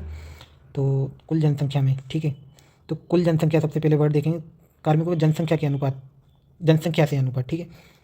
तो जनसंख्या से अनुपात ये आएगा कि कुल जनसंख्या से ही आएगा, ये बात तो क्लियर होगी। तो इन दोनों में से आंसर आएगा नियोजित व्यक्ति का, कार्यशील आयु का, ठीक है। तो कार्मिकों का, तो इसका आएगा नियोजित व्यक्ति में, कार्मिकों का मतलब जो काम कर रहे हैं उनका, तो इस आधार पे इसका आंसर होगा 3। एक तो जनसंख्या से अनुपात मतलब कुल जनसंख्या, नियोजित व्यक्ति मतलब कार्मिक, ठीक है। तो इसका आंसर आएगा 46 का क्या आंसर आएगा, 3 आएगा, ठीक है। अब आता है भारत में 1991 के बाद हुए वित्तीय क्षेत्र के सुधारों में से निम्न में से कौन संबंधित नहीं है। देखो ये आंसर मैंने गलत किया है, मुझे लगा कि 1991 के बाद पूछा है, तो मुझे पता था कि सारफेसी एक्ट 2002 के आसपास आया है, एफआरबीएम एक्ट 2003 के आसपास आया है, ये लगभग 1991 के आसपास आ गए। तो इस आधार पे मैंने लगाया कि नॉन परफॉर्मिंग एसेट सुधार नहीं है, बल्कि मुझे लगा कि नॉन परफॉर्मिंग एसेट कमी है हमारी। तो इस आधार पे मैंने 2 आंसर लगा दिए, लेकिन इसका 2 आंसर नहीं है, इसका एफआरबीएम है। अब उन्होंने किस अकॉर्डिंग सोचा या क्या सोचा, मैं इसमें डाउटफुल हूँ। तो नो डाउट उन्होंने सही सोचा होगा, मैंने ये लॉजिक गलत लगाया, तो इसका आंसर 3 है। शायद उन्होंने ये पूछा होगा कि जस्ट 1991 के बाद कौन सा सुधार हुए, तो इसको आप एक बार देखना, ये मेरा गलत था। राजस्थान के राजकोषीय घाटे के संबंध में निम्नलिखित कथनों पर विचार करें। ठीक है, ये क्वेश्चन फिर से बहुत इजी सा क्वेश्चन था कि वर्ष 2022-23 में वास्तविक राजकोषीय घाटा राज्य सकल घरेलू उत्पाद का 3.76% रहा। पता नहीं कितना रहा, मान लेते हैं, वैसे याद करके जाना चाहिए, लेकिन अपन पढ़ के नहीं आए तो अपने को नहीं पता। ये एफआरबीएम अधिनियम 2005 द्वारा अनुमोदित सीमा से कम है। देखो अगर 1991 के तुरंत बाद सुधार पूछें तो आप इसका आंसर यहाँ से भी निकाल सकते हो कि 99 एफआरबीएम एक्ट आया 2005 में, तो 1991 के पास में नहीं आया, तो आप यहाँ से इस आंसर पर पहुँच सकते हो। और दोनों क्वेश्चन भी पास पास दिए हैं, ठीक है। लेकिन छोड़ते हैं अपन 47 को, 48 पे आते हैं। वर्ष 2022-23 में वास्तविक राजकोषीय घाटा राज्य सकल घरेलू उत्पाद का 3.76 से नहीं पता हमें। यह एफआरबीएम अधिनियम 2005 द्वारा अनुमोदित सीमा से कम है। देखो हमारा राजकोषीय घाटा, अगर आप थोड़ा भी न्यूज़ वगैरह आपको पता है या पढ़ते हो तो आपको ये पता होगा कि राजकोषीय घाटा हमारा बढ़ रहा है, चिंता का विषय है बार बार राजकोषीय घाटे। इसीलिए तो हम एफआरबीएम में हमने कमेटी बनाई थी, एनके सिंह कमेटी, ताकि राजकोषीय घाटे को कम करें। तो चाहे राज्य की बात हो चाहे देश की बात हो, ये राजकोषीय घाटा बढ़ रहा है तो सीमा से कम तो होगा नहीं, सीमा से ज़्यादा ही होगा, तो बी ऑप्शन गलत है। बी गलत, तो ये गलत, ये गलत, ये गलत, ए और सी आंसर है, इसका एक आंसर है। राजस्थान खनिज नीति 2024 के बारे में, ठीक है, इसके बारे में ज़्यादा नॉलेज थी नहीं, और मैंने जब पढ़ा तो मुझे तीनों ही प्योर फेक्ट लगे, और इसमें कोई भी ऐसा ऑप्शन था नहीं जहाँ तीनों गलत हो, तो इसको स्किप कर दिया, या फिर हो सकता है मैंने गलत भी किया हो, तो क्वेश्चन नोट अटेम्प्ट, ठीक है। राजस्थान के सकल स्थायी पूंजी निर्माण में विभिन्न क्षेत्रों के योगदान का घटते हुए क्रम में सही क्रम लिखो। तो इनको घटते हुए क्रम में कि योगदान किसका कितना है। देखो माइनिंग का सबसे कम, ये लगभग सबको पता रहता है कि खनिजों से, माइनिंग से हमें इतना नहीं मिलेगा जितना एग्रीकल्चर से मिल रहा है या मैन्युफैक्चर से मिल रहा है, तो खनन तो लास्ट में आएगा। अब आप इन दोनों में कन्फ्यूज हो, अगर आपका दिमाग नहीं चला तो इनमें से तुक्का लगा दो। अगर फिर भी थोड़ा सा सोचो तो आपको पता होगा कि हमेशा मैन्युफैक्चर एग्रीकल्चर से तो ज़्यादा है, तो मैन्युफैक्चर एग्रीकल्चर से ज़्यादा है और खनन सबसे कम है। तो यहाँ देखो इसका आंसर आएगा कि निर्माण विनिर्माण एग्रीकल्चर से ज़्यादा है और खनन सबसे कम है, तो इसका आंसर 3 आएगा इस आधार पे, और ये इसका आंसर हो गया। अभी तक हमें ऐसा नहीं है कि हमने कुछ पढ़ा हुआ है, रटा हुआ है, जनरल नॉलेज है, लॉजिक है, उससे आंसर हो रहे हैं, ठीक है। भारत में राज्यों की ईज ऑफ डूइंग बिजनेस की रैंकिंग जारी करता है, तो मुझे वहाँ इतना पता चल गया था कि डीआईपीपी करता है, इंडस्ट्री ऑफ एंड कॉमर्स करता है, तो यह मैंने ये उद्योग वाणिज्य लगाया था जो मेरा गलत हो गया था, इसका आंसर ये आएगा डी। तो आप 2 में से एक पे रिस्क ले सकते हो। निवेश संवर्धन ब्यूरो का इतना काम नहीं है कि वो निवेश से रिलेटेड चीज़ों को देखता है, ईज ऑफ डूइंग बिजनेस से, और ये रांची को, तो ये राजस्थान का है, राजस्थान का भारत के सभी राज्यों के लिए, तो कोई लॉजिक वाली बात ही नहीं हुई। तो ये दोनों गलत हैं, आप इन दोनों में से एक पे जा सकते हो, मेरा गलत हुआ लेकिन आपका सही हो जाएगा। राजस्थान आर्थिक सुधार सलाहकार परिषद, ठीक है, कोई बात नहीं, आपको नहीं पता है किस चीज़ का गठन किया है, आपको ये तो पता है कि राजस्थान के सीएम इंडिया के पीएम की कॉपी कर रहे हैं कई सारे मामलों में। उन्होंने आईआईटी बनाया तो हम आरआईटी बना रहे हैं, Rajasthan institute of technology. Modi ji ने नीति आयोग बनाया तो हम रीति आयोग बना रहे हैं, तो ये बिल्कुल क्लियर था। आप थोड़ा भी न्यूज़ में रहते हो या फिर आपको ये भी पता है कि भजन लाल जी कॉपी कर रहे हैं, तो इस आधार पर आप रीति आयोग पर जा सकते हो। तो इसका आंसर ये 2 था और बिल्कुल करेक्ट था। अब आता है यहाँ पे निम्नलिखित में से कौन सा पार्क जोन रीको द्वारा राजस्थान में विकसित नहीं किया गया है। नहीं पता मुझे ये, लेकिन एग्रो फूड पार्क उदयपुर में नहीं है, ये सबको पता है, ठीक है। तो अगर आपको ये पता है तो ये आंसर हो गया कि विकसित नहीं किया गया है, तो एग्रो फूड पार्क उदयपुर में विकसित नहीं किया गया है, ठीक है। अब ये गलत है, ठीक है, इसका मतलब ये तीनों सही है। अब ये पहला ऑप्शन देखो, medtech medical park devices park Jodhpur में, इससे पता चल रहा है कि मेडिकल डिवाइसेस पार्क आपका कहाँ है, जोधपुर में। अब हमने एक ऊपर क्वेश्चन छोड़ा था 7वें नंबर का, एक बार उस पर चलते हैं।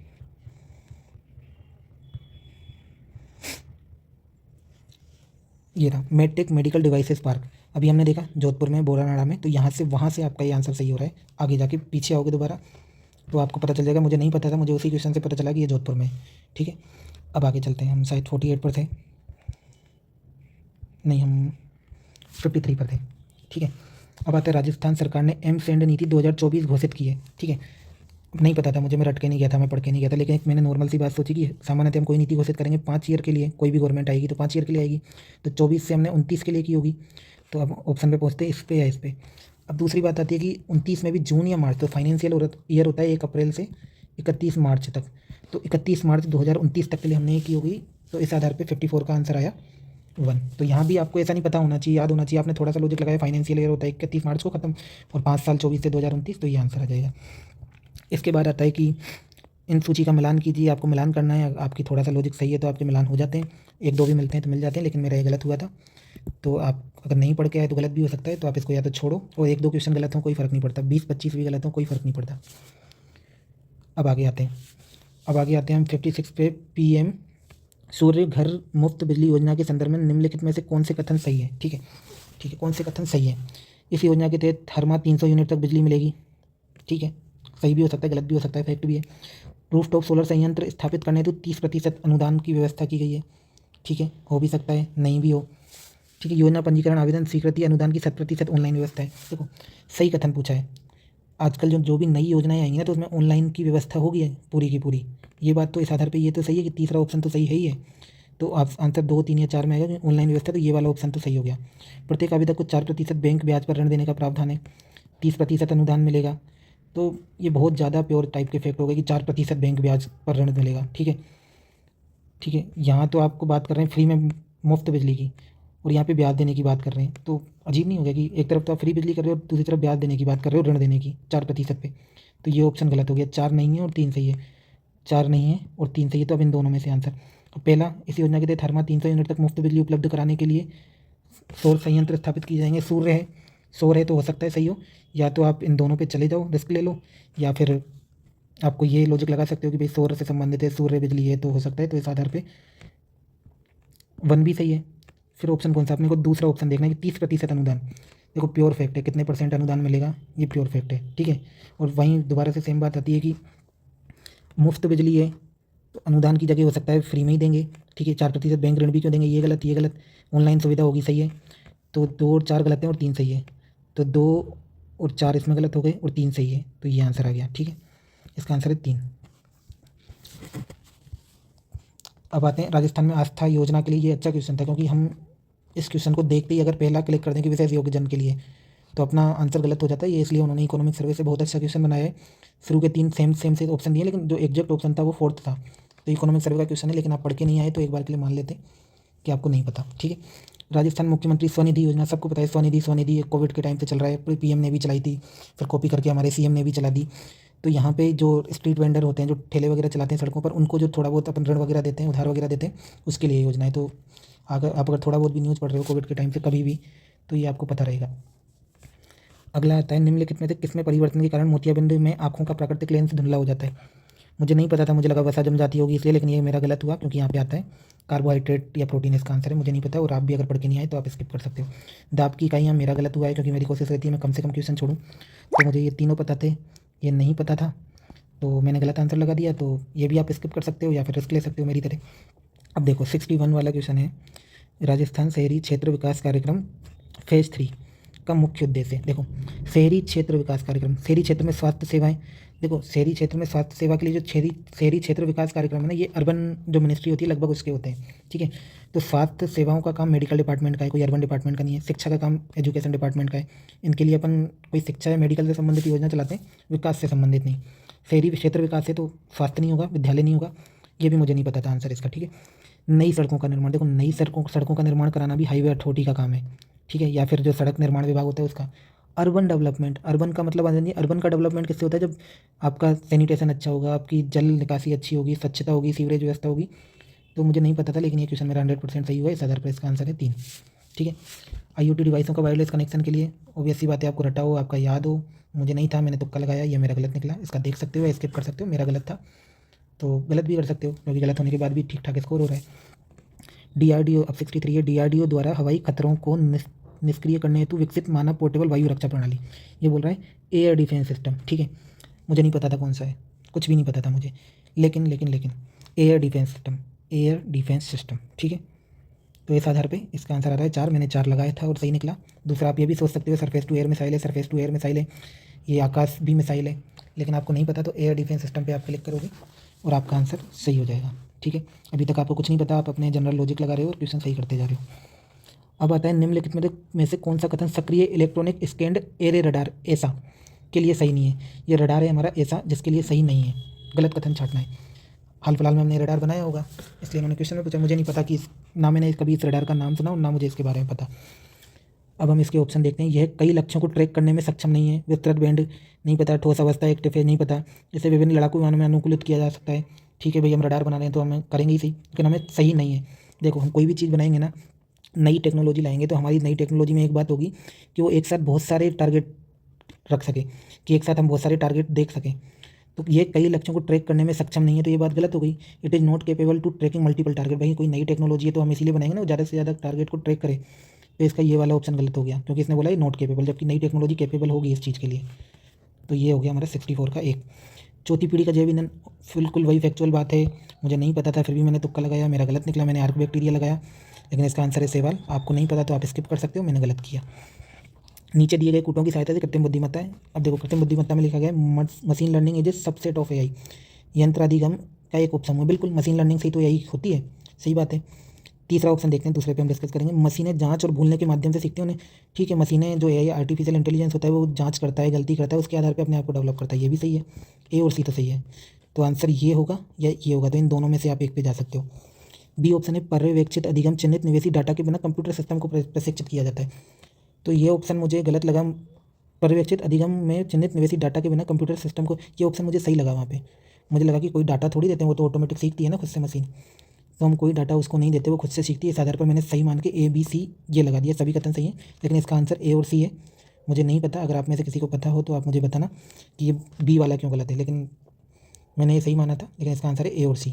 ठीक है, तो ये भी मेरा गलत हुआ। आप देख रहे हो मेरे कितने सारे गलत हो रहे हैं। ठीक है, लेकिन फिर भी आप अगर लॉजिक से जाते हो तो आप नंबर ऑफ क्वेश्चन राइट करोगे। अगला है क्वासी होकर एक कुपोषण करोगे। आपको पता है तो लगा सकते हो प्रोटीन, मुझे पता नहीं पता तो आप आगे बढ़ सकते हो। ठीक है, अब आता है निम्नलिखित में कृत्रिम मधुरक। अब मुझे सेक्रीन पता था, सेक्रीन बहुत ज़्यादा मीठा होता है, लेकिन ये मेरा गलत हो गया। इसका आंसर है एलिटेम। ठीक है, तो इसको भी आप स्किप कर सकते थे, आपको नहीं पता, या फिर मेरी तरह गलत भी कर सकते थे। निम्नलिखित में से कौन मानव देह में एक सूक्ष्म खनिज है। ये पूछा है कि माइक्रो मिनरल्स पूछा है मानव शरीर में। अब माइक्रो मिनरल्स मैंने कभी नहीं पढ़े, मुझे नहीं पता था, मुझे लगा मैग्नीशियम होता होगा, तो लेकिन मेरा ये भी गलत हो गया। आप गलत कर सकते हो, स्किप कर सकते हो। इसका आंसर है आयोडीन, लेकिन मैंने मैग्नीशियम लगाया, गलत हुआ। विशिष्ट रोग वाहक रोगाणु जनित रोगाणु के प्रकार के गलत समुच्चय का चयन कीजिए। ये बताना है इसमें से कौन सा गलत है। तो आपको थोड़ा बहुत भी पता है, एडीज जो चिकनगुनिया है ये जीवाणु से नहीं होता। ठीक है, मच्छर काटता है तो कोई ये वायरस वगैरह जो भी होता होगा, लेकिन जीवाणु से नहीं होता। ठीक है, बैक्टीरिया से नहीं होता है, मच्छर के काटने से होता है। ठीक है, तो इसका आंसर एक था तो एक लगा दिया। ठीक है, तो ये जीवाणु बैक्टीरिया गलत था इसका, इसने यही पूछा था गलत, तो ये इसका ए हो गया। बाकी भी चेक कर सकते हो। डेंगू वायरस है, मलेरिया होता ही है आपका पैरासाइट से, और क्यूलेक्स लिम्फोडेक ये भी पैरासाइट से होता है, तो ऐसे भी कर सकते हो। केंद्रीय प्रदूषण नियंत्रण बोर्ड, ये मुझे पता था, लेकिन पता नहीं मैंने वहाँ कैसे गलत कर दिया, तो मेरा ये भी गलत निकल गया। ठीक है, ये भी मेरा गलत है। निम्नलिखित में से गलत कथन का चयन कीजिए। ठीक है, ये तो 71 वाला आपको पता होना चाहिए, आपने अगर वो लिस्ट देखी है तो। मुझे लिस्ट एग्जैक्ट पता थी, लेकिन मुझे लगा कि संतोषजनक इज वर्स्ट देन मध्यम, मतलब मध्यम संतोषजनक से बेटर होता है। तो इस आधार पे मैं वहाँ कॉन्सेप्ट मिस्टेक कर गया, इस आधार पे गलत हो गया। ठीक है, गलतियाँ हो जाती हैं एग्जाम में, सबसे होती हैं, वहाँ दिमाग नहीं चलता बहुत ज़्यादा। अगला है 72, निम्नलिखित में से गलत कथन का चयन कीजिए। अब बहुत अजीब है कि अल्नीनो और लानीनो मौसम के प्रतिरूप हैं। ठीक है, ऑब्वियस सी बात है, मौसम के प्रतिरूप हैं। अगर ये मौसम के प्रतिरूप हैं, फिर आता है कि ये पता नहीं क्या है, लेकिन ये बोल रहा है कि स्टॉर्म है, स्टॉर्म नहीं है भाई। अगर आपको अल्नीनो लानीनो के बारे में थोड़ा भी पता है ना, तो ये 3-4 साल में आता है, और अगर स्टॉर्म होता तो हर साल आ रहा होता। या फिर है ना, हमने कहीं तो देखा होता कि ये स्टॉर्म है, हमने कहीं नहीं पढ़ा कि ये स्टॉर्म है। तो इसका आंसर आएगा कि गलत कथन चाटना है, ये स्टॉर्म नहीं है भाई, इसने लिखा है स्टॉर्म, तो ये। और आपको एक खास बात बताऊँ, मैंने ये भी गलत किया है। ठीक है, अगला क्वेश्चन आता है, देखो ये क्वेश्चन, ICARC-COT मुंबई द्वारा विकसित भारत का पहला नैनो सेलुलोज संयंत्र संबंधित है कपास से, बांस से, जूट से, चावल से। सरकोट के नाम में ही कोटन आ रहा है, तो इसका आंसर होगा कोटन। हालांकि देखो, वहाँ हो सकता है कि आप इंग्लिश ना पढ़ पाए, लेकिन कोट से आप पता लगा सकते हैं कि कोटन आएगा इसका आंसर। ठीक है, अब अगला क्वेश्चन आता है, IUCN की रेड लिस्ट को क्या कहा गया है। जीवन का थर्मामीटर, जीवन का हाइड्रोमीटर, जीवन का बैरोमीटर, जीवन का दर्पण। जनरल साइंस का क्वेश्चन है, आपने IUCN के बारे में बहुत ज़्यादा पढ़ा है तो आपको पता होगा, नहीं पढ़ा तो छोड़ सकते हो, स्किप कर सकते हो, और अपन बिना पढ़े आए तो अपन स्किप करेंगे। ठीक है, राजस्थान वानिकी एवं जैव विविधता परियोजना फेज 2 के संदर्भ में गलत कथन चाटना है। आपको ज़्यादा कुछ नहीं पता तो गलत कथन चाटना है, तो आप वहाँ देखो जहाँ प्योर फैक्ट हो। 18 जिले और 8 वन्य जीव अभ्यारण्य, बिल्कुल प्योर फैक्ट है। अब आप जिले रटने नहीं बैठोगे, और उसमें भी अभ्यारण्य भी रटोगे। तो इस आधार पर ये मैंने लगाया, मुझे नहीं पता था क्या सही है क्या गलत है, लेकिन मैंने ये लगाया क्योंकि ये प्योर फैक्ट है, इसको गलत माना, इसका आंसर हो गया। अगेन फिर से नेक्स्ट 76 में हमें मैच करना है। अगर आपने थोड़ा बहुत भी पढ़ा है तो आप मैच कर सकते हो, और मैंने मैच कर दिया था, लेकिन अगर आप नहीं कर पा रहे तो स्किप कीजिए। अगर मान लेते हैं आपने बिल्कुल भी नहीं पढ़ा तो स्किप कर दो। ठीक है, संयुक्त राष्ट्र संघ द्वारा 17 SDG आपको या तो याद हो, तो मुझे याद थे मैंने कर दी, लेकिन आपको याद नहीं है आप स्किप कर सकते हो, ठीक है। अगला आता है कि 2023 में जन्मी भारत की प्रथम क्लोनित गाय गंगा किस नस्ल की थी, ठीक है। और हमारे यहाँ सबसे जो इन चारों में आप देखोगे ना, सबसे फेमस गाय पता है कौन सी है? साहिवाल, थारपारकर, गिर और नागौरी। तो सबसे फेमस है गिर, और हम प्रथम क्लोन बनाएंगे तो गिर का ही बनाएंगे जो सबसे फेमस है, ठीक है। ये लॉजिक लगाओ। दूसरा लगाओ ग से गंगा और गिर, तो इस आधार पर इसका आंसर होगा गिर, ठीक है। यहाँ भी आपको नहीं पता था कौन सी है, लेकिन आपने थोड़ा सा लॉजिक लगाया, क्या फेमस गाय कौन सी? गिर, ग से गंगा, गिर, तो यहाँ पे गिर आंसर हो गया, ठीक है। इसके बाद रीजनिंग के क्वेश्चन आ गए। ये रीजनिंग का क्वेश्चन है, बिल्कुल ईजी क्वेश्चन है, आप कर सकते हो, पढ़ लेना, बिल्कुल ईजी है, बच्चों वाला क्वेश्चन है, ठीक है। रीजनिंग और मैथ हम नहीं बताएंगे क्योंकि उसमें कुछ टाइम वाले भी होंगे, लेकिन मैं वो बता रहा हूँ जो जीके के क्वेश्चन है और आप लॉजिक से कर सकते हो बिना रोट लर्निंग के। अब आता है निम्नलिखित में से राजस्थान का कौन सा गाँव हरित प्रौद्योगिकी के माध्यम से शून्य अपशिष्ट मॉडल बनाए, जीरो वेस्ट मॉडल। अब आरपीएससी ने कुछ ऐसे क्वेश्चन दिए हैं जो स्टूडेंट जानबूझकर गलत करें, तो सेम ये वही क्वेश्चन था कि देवमाली गाँव बहुत फेमस हो रहा था पूरे इंडिया में, पूरे वर्ल्ड में, तो लोगों को लगा यही होगा, सभी ने देवमाली लगाया है, मैंने भी देवमाली, लेकिन इसका आंसर आंधी है। तो ये मेरा गलत हुआ था, आप या तो स्किप कर सकते हो या गलत भी कर सकते हो क्योंकि सबने गलत किया है, कोई फ़र्क नहीं पड़ रहा। अगेन रीजनिंग का क्वेश्चन सिंपल सा क्वेश्चन है, आप देख सकते हो। फिर रीजनिंग का क्वेश्चन सिंपल सा है, आप देख सकते हो।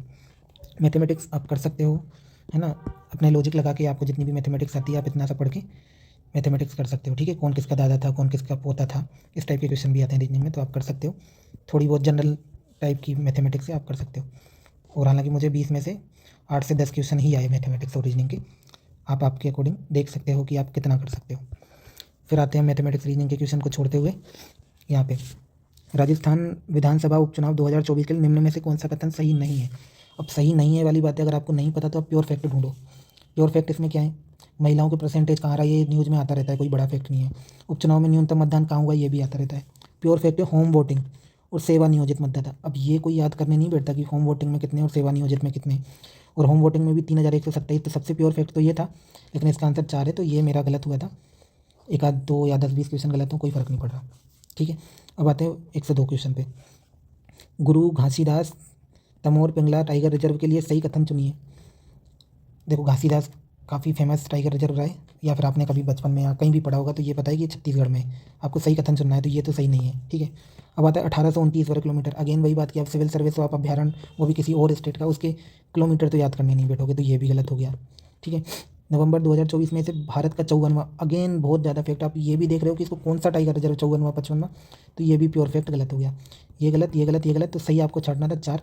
मैंने इसी लॉजिक पे 4 लगाया, सही हो गया। मुझे नहीं पता था ये तीसरा सबसे बड़ा है या नहीं, लेकिन दूसरे ऑप्शन से मुझे सही आंसर मिल गया। अब आता है भारतीय प्रतिस्पर्धा आयोग ने 2024 में निम्नलिखित में किस संस्थान को आर्टिफिशियल इंटेलिजेंस, ठीक है, ये मुझे नहीं पता था, मैंने स्किप किया या फिर गलत किया, तो देखो मैंने ये भी गलत किया। इतने गलत करने के बाद भी आप सिलेक्शन पा सकते हो, अच्छा स्कोर कर सकते हो। तो इसका आंसर साइन मैनेजमेंट एंड ये वाला है, लेकिन ये मैंने गलत किया था, ठीक है। अब आते हैं राजस्थान एमएसएमई नीति 2024 निम्न में किस दिनांक तक, अगेन वही बात, 2024 की नीति 5 साल के लिए लागू होगी। मुझे नहीं पता कब के लिए लागू होगी, लेकिन अगर मैं लॉजिक लगाऊं तो 5 साल के लिए, तो 2029 के लिए। तो 2029 का एक ऑप्शन है और इसमें फाइनेंशियल ईयर भी 31 मार्च, तो इसका आंसर भी 104 का आंसर हो जाएगा आपका 2029 वाला 3 हो जाएगा, ठीक है। राष्ट्रपति किस देश के चुने गए, मुझे नहीं पता था, मैंने स्किप किया बिल्कुल। अगर आपको बिल्कुल भी नहीं पता तो आप नहीं लगाओगे, इसमें हम कोई लॉजिक भी नहीं लगा सकते कि यामंडू और सी, हो सकता है कोई लगा दे कि पैराग्वे या उरुग्वे के होंगे, लेकिन मुझे नहीं पता, स्किप करते हैं। फरवरी 2025 में समुद्री केबल शिखर सम्मेलन। अब देखो आप, समुद्री सबमरीन केबल रेजिलेंस समिट, बिल्कुल फर्जी सी कोई समिट हुई है, ऐसा नहीं है कि कोई बहुत फेमस समिट है। और इसका आयोजन कहाँ किया गया है नहीं पता, छोड़ो, स्किप करो, क्योंकि कोई नहीं करेगा, और जो ये पढ़ के गया है वो वैसे भी मेंस क्लियर नहीं होगा, क्योंकि इतना नहीं पढ़ा जाता सिविल सर्विस में, इतने फालतू के फैक्ट नहीं पढ़े जाते, छोटे एग्जाम्स में पढ़े जाते हैं, हालांकि छोटा बड़ा कुछ नहीं होता। अब आता है 107 क्वेश्चन। दक्षिण कोरिया के उस लेखक का नाम बताओ जो साहित्य का नोबेल, ओबियस सी बात है कि मतलब जिसने भी थोड़ा बहुत न्यूज़ में, हानकांग, क्योंकि इस पर बहुत बात चल रही थी, हानकांग देश का नाम है और ये नोबेल प्राइज़ विनर का नाम है, तो इजीली लोगों को याद भी रह रहा था, तो इसका आंसर हानकांग होगा, ठीक है। दिव्यांगजन सशक्तिकरण हेतु राष्ट्रीय पुरस्कार के संदर्भ में आपको सम्मिलित करना है। अब अगेन करंट अफेयर का फैक्चुअल क्वेश्चन है, हमें नहीं पता तो स्किप कर सकते हो। मैंने गलत किया था, तुक्का लगाया था, क्योंकि मेरा यही था कि मुझे नंबर ऑफ अटेम्प्ट ज़्यादा से ज़्यादा करने, तो मेरा ये भी रॉन्ग था, ठीक है। अगेन सेम क्वेश्चन की करंट अफेयर में था कि कितनी भाषाएं ट्रेडिशनल क्लासिकल लैंग्वेज चुनी गई हैं, ठीक है। तो 11 हैं, मुझे याद था किस्मत से, लेकिन आपको नहीं याद तो आप स्किप कर सकते हो। फिर आता है भारतीय सेना और कंबोडियाई सेना के बीच टेबल टेनिस सिनबेक्स, मुझे नहीं पता था, मैंने स्किप किया, आप स्किप कर सकते हो या गलत भी कर सकते हो। ठीक है। फिर आता है 2024 भारत नॉर्वे गोल मैच सम्मेलन कहाँ आयोजित हुआ, ये भी बिल्कुल फैक्चुअल है, नहीं पता था मुझे, मैंने कहा कि मैं भी पढ़ के नहीं गया था इतनी, तो ये भी गलत हो गया। अब आता है 112, हाल ही में किस संस्थान ने एक अपग्रेडेड मोबाइल ऐप सुविधा 2.0 प्रारंभ किया है। अब देखो, सुविधा 2.0 अपग्रेडेड मोबाइल ऐप कौन जारी करेगी सुविधा नाम की, जो बहुत बिजी टाइप का होगा, उसी को तो ज़रूरत होगी ना कि आप सुविधा नाम से कोई पोर्टल या फिर एप्लीकेशन डालो, वहाँ पे लोग इजीली वहाँ तक पहुँच सकें, रीच कर सकें अपनी। तो सुविधा 2.0, अब आयुष मंत्रालय कोई इतना बिजी मंत्रालय नहीं है, ठीक है, कोई इतना बिजी विभाग नहीं है। इन्वेस्टिगेशन डिपार्टमेंट बिजी है, लेकिन आम लोगों से रिलेटेड इसका इतना ज़्यादा लेना देना नहीं होता, आम लोगों से होता है, लेकिन आप समझ रहे हो कि central bureau of investigation CBI का आम लोगों से बहुत ज़्यादा लेना देना नहीं होता। तो सुविधा 2.0 ऐसा तो नहीं है कि आम लोग सीधे सीबीआई में रिपोर्ट करें, ऐसा तो पॉसिबल नहीं है, आयुष मंत्रालय वैसे ही बिजी नहीं रहता। तो इन दोनों में से एक पे लगाना है, इतना तो मुझे समझ आ गया था। अब आपको देखना है भारतीय चुनाव आयोग या भारत का उच्चतम न्यायालय। तो चुनाव आयोग है और एक उच्चतम न्यायालय, तो मैंने यहाँ पे चुनाव आयोग लगाया था, और आप दोनों में से एक पे जा सकते हो, क्योंकि आपको at the end civil service में रिस्क तो लेना ही है। तो शायद इसका इलेक्शन कमीशन ऑफ इंडिया इसका आंसर होगा, और किस्मत से मेरा सही हो गया था। अब आता है कि हाल ही में हानले लद्दाख में उद्घाटित की गई एशिया की सबसे बड़ी और विश्व की सबसे ऊंची चेरनकोव वेधशाला से संबंधित निम्नलिखित कथनों पर विचार कीजिए। अब ना तो मुझे ये पता कि ऑब्जर्वेटरी कहाँ पे है चेरनकोव, और ना मुझे इसके बारे में कुछ भी नहीं पता। अब मैं ऑप्शन पढ़ने बैठता हूँ। इसका उद्घाटन अजीत मोंती ने हो सकता है किया हो या नहीं भी किया हो, ठीक है। 5100 मीटर की ऊंचाई पर। अब आप है ना सिविल सर्विस का एग्ज़ाम दे रहे हो, तो आप ये वेधशालाओं की या फिर ऑब्जर्वेटरी की लंबाई या ऊंचाई याद करने नहीं बैठोगे, ठीक है। और आरपीएससी ने जिस तरह का पेपर बनाया है वो फैक्ट्स को गलत देता आ रहा है ऊपर से आंसर में, तो यहाँ हम दूसरे नंबर के प्योर फैक्ट्स को हम गलत मान लेते हैं। अब दो गलत होते, ये गलत हो गया, ये गलत हो गया, ये गलत हो गया, तो अब आपका आंसर एक ही बचता है 3, ओनली 1 एंड 3 आर करेक्ट, ठीक है, ये भी हो गया आपका सही। अगला है, निम्नलिखित में से किस भारतीय ने श्री अत्सुशी मिमुरा के साथ सितंबर 2024 में टोक्यो में हो रहे भारत जापान वित्त संवाद में सह अध्यक्षता की। तो मुझे नहीं पता था, फिर भी मैंने तुक्का लगाया था, गलत हुआ था। आप स्किप भी कर सकते हो, गलत भी कर सकते हो, कोई फर्क नहीं पड़ रहा। अगेन, खेलो इंडिया यूथ गेम 2025 की मेजबानी निम्नलिखित में से कौन सा राज्य करेगा। देखो, अभी अभी क्या हुआ है कि अभी जो हमारी गवर्नमेंट आई है ना सेंट्रल, वो बिहार के लिए काफ़ी कुछ कर रही है, क्योंकि बिहार ने शायद उनकी गठबंधन की गवर्नमेंट में उनको बहुत सपोर्ट किया है। तो खेलो इंडिया यूथ गेम बिहार में हो रहे हैं, इस आधार पर तुक्का लगाया, गलत भी हो सकता था लेकिन सही हो गया किस्मत से, ठीक है। फिर आता है 116, ISSF विश्व कप निशानेबाजी में भारत ने कितने पदक जीते। मुझे कुछ भी नहीं पता था, इसमें तुक्का भी नहीं लगा सकता था, तो मैंने बिल्कुल स्किप किया इसको। अगला है 38 नेशनल गेम 2025 के लिए निम्नलिखित में से निम्न कथनों पर विचार कीजिए और सही विकल्प चुनिए। अब देखो, कथन है कि इसकी मेजबानी उत्तराखंड ने की, कथन भी है नेशनल गेम्स में आपको सही विकल्प चुनना है। नेशनल गेम में 28 खेल प्रतियोगिताएं और 4 प्रदर्शन स्पर्धाएं। अगेन, खेल भी याद रखोगे, उसके बाद आप कितने इवेंट्स हुए ये भी याद रखोगे, तो ये आपके लिए पॉसिबल नहीं है, और आरपीएससी ऊपर से फैक्ट्स को गलत देता रहा है, तो हम बी ऑप्शन को गलत मान लेते हैं।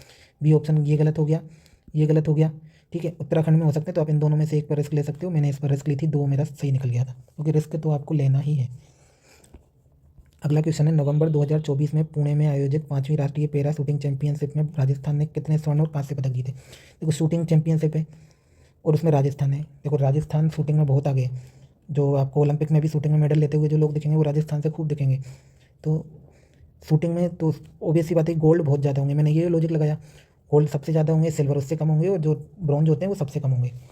तो इस आधार पे जहाँ पे आपको गोल्ड सबसे ज़्यादा दिख रहे हो 16 गोल्ड और ब्रॉन्ज 7, तो इस आधार पे मैंने ये 3 लगाया, तो ये शायद सही होगा, हो सकता है गलत भी हुआ हो, लेकिन मुझे लगता है शायद ये मेरा सही हुआ था, क्योंकि राजस्थान ने शूटिंग में सबसे ज़्यादा जीतेगा, तो सबसे ज़्यादा गोल्ड 16 और कांस्य सबसे कम जीतेगा तो 7, ठीक है। अभी तक आपको ये भी नहीं पता था कि कितने जीता है, आप रट के नहीं आए थे, लेकिन आपने लॉजिक से कर दिया। विश्व कैडेट अंडर 18 प्रतियोगिता डेविड रेड्डी अडुला किस खेल से संबंधित है। देखो, ये मुझे नहीं पता था, इसलिए मैंने स्किप किया, लेकिन यहाँ एक लॉजिक लगाया जा सकता था कि विश्व कैडेट अंडर 18, ठीक है, तो ये किस खेल से संबंधित है, आपको ये भी पता हो तो भी आप शतरंज लगा दोगे, लेकिन मुझे नहीं पता था, मैंने स्किप किया। क्वेश्चन नोट अटेम्प्ट, निम्नलिखित में से किस पुरा स्थल की पहचान TH ने एक बौद्ध कस्बे के रूप में। अगेन, मैंने गलत किया, क्योंकि मुझे बेराट का पता था बौद्ध से संबंधित है, तो आप गलत भी कर सकते हो, स्किप भी कर सकते हो, लेकिन इससे आपका स्कोर बहुत ज़्यादा कम नहीं होने वाला अगर आपने बाकी क्वेश्चंस में अच्छे लॉजिक लगाए हैं, ठीक है। मारवाड़ के राव चूड़ा में अगेन कि मैं पढ़ के नहीं गया था, तो ये वाला मेरा गलत हुआ, बिल्कुल जनरल सा क्वेश्चन है, राजस्थान के सब लगभग सभी बच्चों ने सही किया, लेकिन मेरा ये भी गलत हुआ। राव जयसिंह चंद के अनुसार बीकानेर के शासक राव जयसिंह ने किसे परास्त किया। देखो, अगर हुमायूं को परास्त किया होता, शेरशाह को किया होता, अकबर को किया होता, तो हमने बहुत गहराई से इसको पढ़ा होता, और जैसे हल्दी घाटी का युद्ध पढ़ते हैं या फिर ये धौलपुर बाड़ी का युद्ध पढ़ते हैं, जो बड़े बड़े युद्ध की तरह पढ़ा होता, लेकिन इन तीनों, क्योंकि ये तीनों बड़ी पर्सनैलिटी थी, तो मुझे लगा कि हुमायूं नहीं है, शेरशाह नहीं है, और अकबर तो बिल्कुल ही नहीं है, फिर तो हमने और ज़्यादा पढ़ा होता अगर अकबर को हराया होता जयसिंह ने। तो इस आधार पर मैंने कामरान लगाया, और कामरान इसका आंसर सही था, क्योंकि सिविल सर्विस में एट द एंड आपको लॉजिक तो लगाने पड़ेंगे। अगला क्वेश्चन है 123, निम्नलिखित में से ओजियाना के उत्खनन में कौन शामिल था। देखो आरसी अग्रवाल फेमस पर्सनैलिटी है और मुझे पता था कि ये ओजियाना में शामिल नहीं है, तो मैंने ए को स्किप किया। ये नहीं है, ये नहीं है, इन दोनों में से मुझे एक पे जाना था, मैं बी और सी पे चला गया और मेरा आंसर सही हो गया। किसी का गलत भी हो सकता है, तो इतना किस्मत पे आपको खेलना पड़ेगा। बिजोलिया किसान आंदोलन के संबंध में निम्नलिखित कथनों पर विचार कीजिए। बिजोलिया किसान आंदोलन संबंधी जानकारी देने हेतु विजय सिंह पथिक गांधी जी से मिलने वर्धा गए थे। ठीक है। प्रयाग के अभ्युदय कलकत्ता भारत के मित्र, तो ये वाला मेरा क्वेश्चन गलत हुआ था, मुझे इसमें कोई लॉजिक नहीं मिल रहा था और मैंने जो तुक्का लगाया वो गलत लगाया। मुझे लगा कि भाई बहुत सारे समाचार पत्र निकालें तो ये तो सही होगा, मुझे लगा गांधी जी से भी मिलने चले गए होंगे मैं भी, लेकिन ये बहुत जनरल क्वेश्चन है राजस्थान हिस्ट्री का, जो पढ़ के जाएगा वो तो सही करेगा। मुझसे गलत हुआ क्योंकि मैं पढ़ के नहीं गया था। अगेन 1945 में एस सुधालकर प्रतिवेदन निम्न में से किस देशी रियासत से संबंधित है। मैं पढ़ के नहीं गया था, बिल्कुल फैक्ट है, आपको पता हो तो सही है, ये भी मैंने गलत किया था। देखो मैंने कितने सारे गलत किए। ठीक है। अगेन आता है कि वाल्टर कृत राजपूत हितकारिणी सभा के संबंध में निम्नलिखित में से कौन सा कथन असत्य है। अब यहाँ देखो, वाल्टर कृत राजपूत हितकारिणी सभा, वाल्टर बना रहा है राजपूतों के हित के लिए। मुझे नहीं पता ये कब बनी थी, क्यों बनी थी, किस लिए बनी थी, और आपको असत्य कथन छांटना है। ठीक है। 1888 में बनी थी, मुझे नहीं पता इसका उद्देश्य राजस्थान का, ये अजमेर में हुआ था, नहीं पता, प्राप्ति सामाजिक नियम बने नहीं पता, लेकिन 1888 के लगभग या फिर 1800 से 1900 के बीच में बन रही है ना, तो उस समय दलितों के लिए कोई बड़े सुधारात्मक कार्य नहीं कर रही थी ब्रिटिश गवर्नमेंट। दलितों के लिए सुधारात्मक कार्य किए थे हमारे जन जागरूकता वाले आंदोलनकारियों ने, जैसे कि ज्योतिबा फुले जी ने या फिर राजा राममोहन राय ने। तो दलितों के लिए तो कर ही नहीं सकती वाल्टर की सभा, और अगर दलितों के लिए भी किया हो तो दलित वर्ड तो मैं सुन ही 4-5 सालों से रहा हूँ। उससे पहले पिछड़े वर्ग होते थे, शेड्यूल ट्राइब्स होती थी, या फिर बहुत सारे वर्ड होते थे, लेकिन दलित वर्ड मैंने अभी पिछले 4-5 साल में ज़्यादा सुना है। तो इस आधार पर मुझे लगा कि दलितों के लिए तो नहीं होगी है, तो इस आधार पे असत्य कथन छांटना था। तो ये दो असत्य कथन हो गया कि राजपूत एंड दलित और वैसे भी नाम में राजपूत हितकारिणी है, तो दलितों के लिए, इस आधार पे इसका आंसर निकल रहा था, इसका आंसर होगा 2। अगला आता है राजौरगढ़ के मथानदेव द्वारा निर्मित प्रसिद्ध मंदिर में से किस देवी देवता को समर्पित था। तो ये मुझे नहीं पता था, मैंने क्वेश्चन नोट अटेम्प्ट किया, आप कर सकते हो अगर आपको पता है। अब देखो 128 क्वेश्चन, बिल्कुल इजी क्वेश्चन है। लोकवाद्य यंत्र चौतारा के संबंध में निम्नलिखित कथनों पर विचार कीजिए और निम्नांकित में से सही विकल्प चुनिए। ये 4 तारों का बना होता है, बिल्कुल चौतारा नाम से ही लग रहा है 4 तारों से बना है, सही है। सामान्यतः रामदेव जी के भजन में गाने के लिए प्रयुक्त है, पहले ही इसने बोल दी जनरली। अब जनरली भजन में कोई भी वाद्य यंत्र हम यूज ले लेते हैं, इसमें कोई बड़ी बात नहीं, तो ये भी सही है। तो इसका आंसर होगा सी। 128 का होगा हमारा 3। ठीक है। 129, ये बिल्कुल हिस्ट्री का क्वेश्चन है, बिल्कुल इजी सा क्वेश्चन है, आपको पता है तो सही कीजिए, मैंने सही किया, लेकिन नहीं पता तो स्किप करो, कोई दिक्कत नहीं है। ठीक है। कुमार रासो कर्णीदान ने नहीं की थी, शायद दलपत विजय ने की थी, तो आप इसको स्किप कर सकते हो। अगला अगेन यही क्वेश्चन है कि भाई ये वाला क्वेश्चन मैच करना है, तो अगर आप कर सकते हो तो ठीक है, नहीं कर सकते तो स्किप कीजिए। लेकिन आपको थोड़ी सी नॉलेज है कि बीकानेर में मुस्लिम जो थे वो ज़्यादा थे और अली रजा काफ़ी फेमस थे, तो बी का जैसे ही आप 3 ढूंढोगे, इन दोनों में से आंसर मिल जाएगा। तो आप थोड़ा भी, और निहाल चंद तो आपको पता ही है किशनगढ़ के बहुत फेमस हैं, तो एक अगर 2 ढूंढ लेते हो तो ये इन दोनों में से आंसर होगा आपका। या तो आप छोड़ सकते हो, या मैं तो कहूँगा 2 में से 1 पे जाना चाहिए। मैं गया, मुझे तो सभी पता थे, तो मेरा ये सही निकला। ठीक है। इसके बाद आते हैं, इसका शायद 3 या 2 में से होगा, तो मैंने सही किया था, आप देख लेना। ठीक है। संत लालदास के संबंध में निम्नलिखित कथनों पर विचार कीजिए और निम्नांकित में से सही विकल्प चुनिए। संत लालदास आजीवन अविवाहित रहे। देखो संत लालदास जी है ना, अगर आपने थोड़ा बहुत भी पढ़ा हो या नहीं भी पढ़ा हो, कि सामान्यतः हमारे यहाँ अविवाहित रज्जब जी ही थे शायद, उसके अलावा अविवाहित नहीं थे हमारे मेनली संत। और तो ये वाला कथन तो गलत हो गया। दूसरा, संत लालदास की मृत्यु के पश्चात उनके समाधि स्थान पर, आप एक बार के लिए फर्स्ट ऑप्शन भी भूल जाओ, सही है गलत है देखेंगे, हमें सुनना है सही। संत लालदास की मृत्यु के पश्चात समाधि स्थान पर मंदिर का निर्माण। देखो समाधि स्थान पर मंदिर नहीं बनाए जाते, समाधि स्थान पर बनाए जाते हैं मकबरे। ठीक है, या फिर समाधि। ठीक है, मंदिर नहीं बनाया जाएगा, हो सकता है उसको कोई पूछता हो उस स्थल को, लेकिन मंदिर नहीं बनाया जाएगा। तो बी तो गलत हो गया। अब या तो आप ए को सत्य मानो, मतलब बी वाले हटा दो, बी। अब ए और 4 में से आंसर है, आप तुक्का लगा सकते हो। और अगर आपने थोड़ा सा ये लॉजिक लगाना है कि आजीवन अविवाहित तो नहीं थे, विवाहित थे, तो आप एग्जैक्ट आंसर पे पहुंच जाओगे कि ये दोनों ही असत्य हैं। तो 131 का आएगा 4।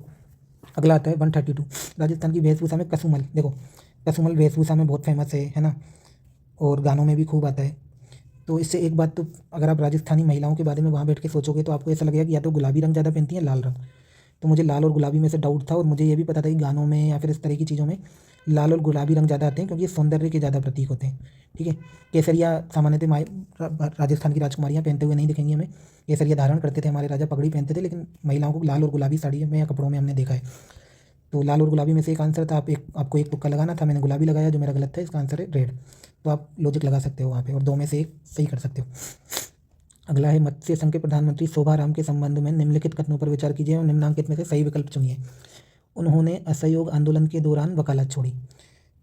क्या पता, शोभाराम जी के बारे में ज़्यादा नॉलेज है नहीं है, लेकिन देखते हैं। वे हीरालाल शास्त्री के समय मंत्रिमंडल के सदस्य। देखो, जिस टाइम हमारे यहाँ फर्स्ट मंत्रिमंडल बन रहा था ना, उस समय ये तो था कि शोभाराम जी काफ़ी एक्टिव थे, क्योंकि हम बार बार इनको कहीं ना कहीं देखते रहते हैं कि शोभाराम कुमावत जी ने ये किया। तो मंत्रिमंडल के सदस्य हैं, ये बात तो सच लग रही है। ठीक है, अब मंत्रिमंडल के सदस्य हैं तो लगभग ये 1950 के आसपास की टाइम है। 1950 के टाइम पे ये काफ़ी एक्टिव थे, मतलब यंग थे। अगर 1950 में यंग थे तो 1919 में तो इनकी मतलब पैदा ही हुए होंगे या 10-15 साल के ही होंगे। आप ऐसे सोचो कि ये हीरालाल शास्त्री मंत्रिमंडल के सदस्य थे उनके, ये बात तो सही है, तो बी तो सही है। अब हमें ए देखना है। मंत्रिमंडल के सदस्य थे 1950 के आसपास, तो यंग थे। यंग थे इसका मतलब असहयोग आंदोलन हुआ था 1919-20 के टाइम पे, शायद 20-21, मुझे कंफर्म नहीं है। तो उस समय तो ये बच्चे रहे होंगे, और बच्चे होने के बाद कोई वकालत कैसे छोड़ी होगी इन्होंने, तो उस समय वकालत की भी नहीं होगी। तो इस आधार पे ऑप्शन ए गलत होता है और ऑप्शन बी सही होता है। आप ये लॉजिक लगाते हैं, आपका बिल्कुल सही निकलता आंसर। अगेन कुषाण वन के ये जो है कन्फ्यूशस सेकंड, इन्होंने कौन सी उपाधि धारण की, तो मेरे सबकॉन्शियस माइंड में वहाँ पे गलत था, मैंने महाक्षत्रप लगाया, शायद इनकी सर्वलोकेश्वर होगी, लेकिन मेरा आंसर गलत था। आप रॉन्ग कर सकते हो, स्किप कर सकते हो, कोई फर्क नहीं पड़ रहा। Again question 136। अब देखो, स्तूपों के संदर्भ में हमें सही विकल्प चुनना है। स्तूप शब्द एक वास्तुशिल्प शब्द है, और इसका अर्थ है वह चीज़ जो कि संचय के माध्यम से बनाई गई है। ठीक है, स्तूप सबको पता ही है, स्तूप बना देते हैं सांची में पूजा वूजा करने के लिए, बौद्धों के जो स्तूप रहते हैं। तो वास्तुशिल्प शब्द है, बिल्कुल सही बात है। और संचय करना, बिल्कुल, स्तूप का मतलब होता है ढेर लगाना, तो ढेर का मतलब संचय ही होता है, तो ये वाला तो सही है, ये सही है। अब भी देखते हैं, मृतकों की स्मृति में बनाए जाते हैं। ठीक है, सांची का स्तूप है, बौद्ध स्मृति में बनाया गया है, कोई रटने वाली बात नहीं है। हमें जनरली, हम थोड़ा बहुत भी समाज में है तो हमें पता होता है, या फिर तैयारी कर रहे हैं तो 100% पता होता है, या फिर आप घूमने के शौकीन हो तो भी पता होता है कि स्तूप मृतकों की स्मृति पे बनाए जाते हैं। ये प्रथा बौद्ध काल से पूर्व थी। तो कोई भी आर्किटेक्चर है ना, तो हम ये नहीं कह सकते कि बौद्ध ही हमारे यहाँ लेके आया था। ठीक है, अगर ये होता कि ताजमहल मुगलों से पहले नहीं था तो ये बात ठीक है, लेकिन अगर कोई ये कि हमारे यहाँ मकबरे ही नहीं थे तो वो अजीब बात हो जाएगी। तो स्तूप बनाने की प्रथा बौद्ध काल से पूर्व की थी, बिल्कुल हो सकती है, बहुत पहले से हो सकती है, तो ये भी सही है। तो ए और बी दोनों सही है। 136 का A and both are true. ठीक है, अब देखो ये अच्छा क्वेश्चन है। निम्नलिखित में से किन बौद्ध ग्रंथों की रचना संस्कृत भाषा में की गई? आपको नहीं पता किस भाषा में की गई थी। ठीक है, मुझे भी नहीं पता था। ठीक है, हमें छाटने संस्कृत भाषा में की गई। तो आर्य, आर्य का संबंध है संस्कृत से, तो आर्य तो ऑप्शन में होगा ही होगा, तो डी होगा। ठीक है, तो डी केवल एक में ही आ रहा है। 3 आंसर हो गया इसका आंसर, 136 का 3 आंसर हो गया। ठीक है, अगला क्वेश्चन है, आजीवक संप्रदाय के संबंध में निम्नलिखित कथनों पर विचार कीजिए। नियतिवाद में विश्वास रखते थे, आपने थोड़ा भी इंडिया का दर्शन पढ़ा है या नॉलेज है इंडिया की फिलोसॉफी की, आपको पता होगा कि आजीवक संप्रदाय नियतिवाद में विश्वास रखता था। ठीक है, अब नियतिवाद में विश्वास रख रहा है तो बी ऑप्शन अपने आप गलत हो गया। देखो, उनके पुनर्जन्म के क्रम में बदलाव किया जा सकता है। ठीक है, कोई आदमी नियतिवाद है, उसने भाग्यवादी इतना हो गया कि भाग्य को ही सही मानता है। ठीक है, या फिर जो सब पहले से लिखा हुआ है उसको ही सही मानता है, तो पुनर्जन्म के कर्म में बदलाव में भरोसा कैसे रखेगा? क्रम में बदलाव में भरोसा तो वही रखेगा जो कर्म पे भरोसा करता होगा, कि हम कर्म से अपने पुनर्जन्म को बदल सकते हैं। तो बी ऑप्शन गलत है और ए सही है। ए सही है, बी गलत है, तो ये दोनों तो गलत हो गए। आप ए और सी में तुक्का मार सकते हो, ऑब्वियस सी बात है, संप्रदाय है तो तपस्या में तो विश्वास रखता ही होगा, तो ए और सी आंसर इसका ही है। कई बार लॉजिक गलत हो सकते हैं, लेकिन हमें लगाने ही पड़ेंगे लॉजिक। अब आता है 139 क्वेश्चन।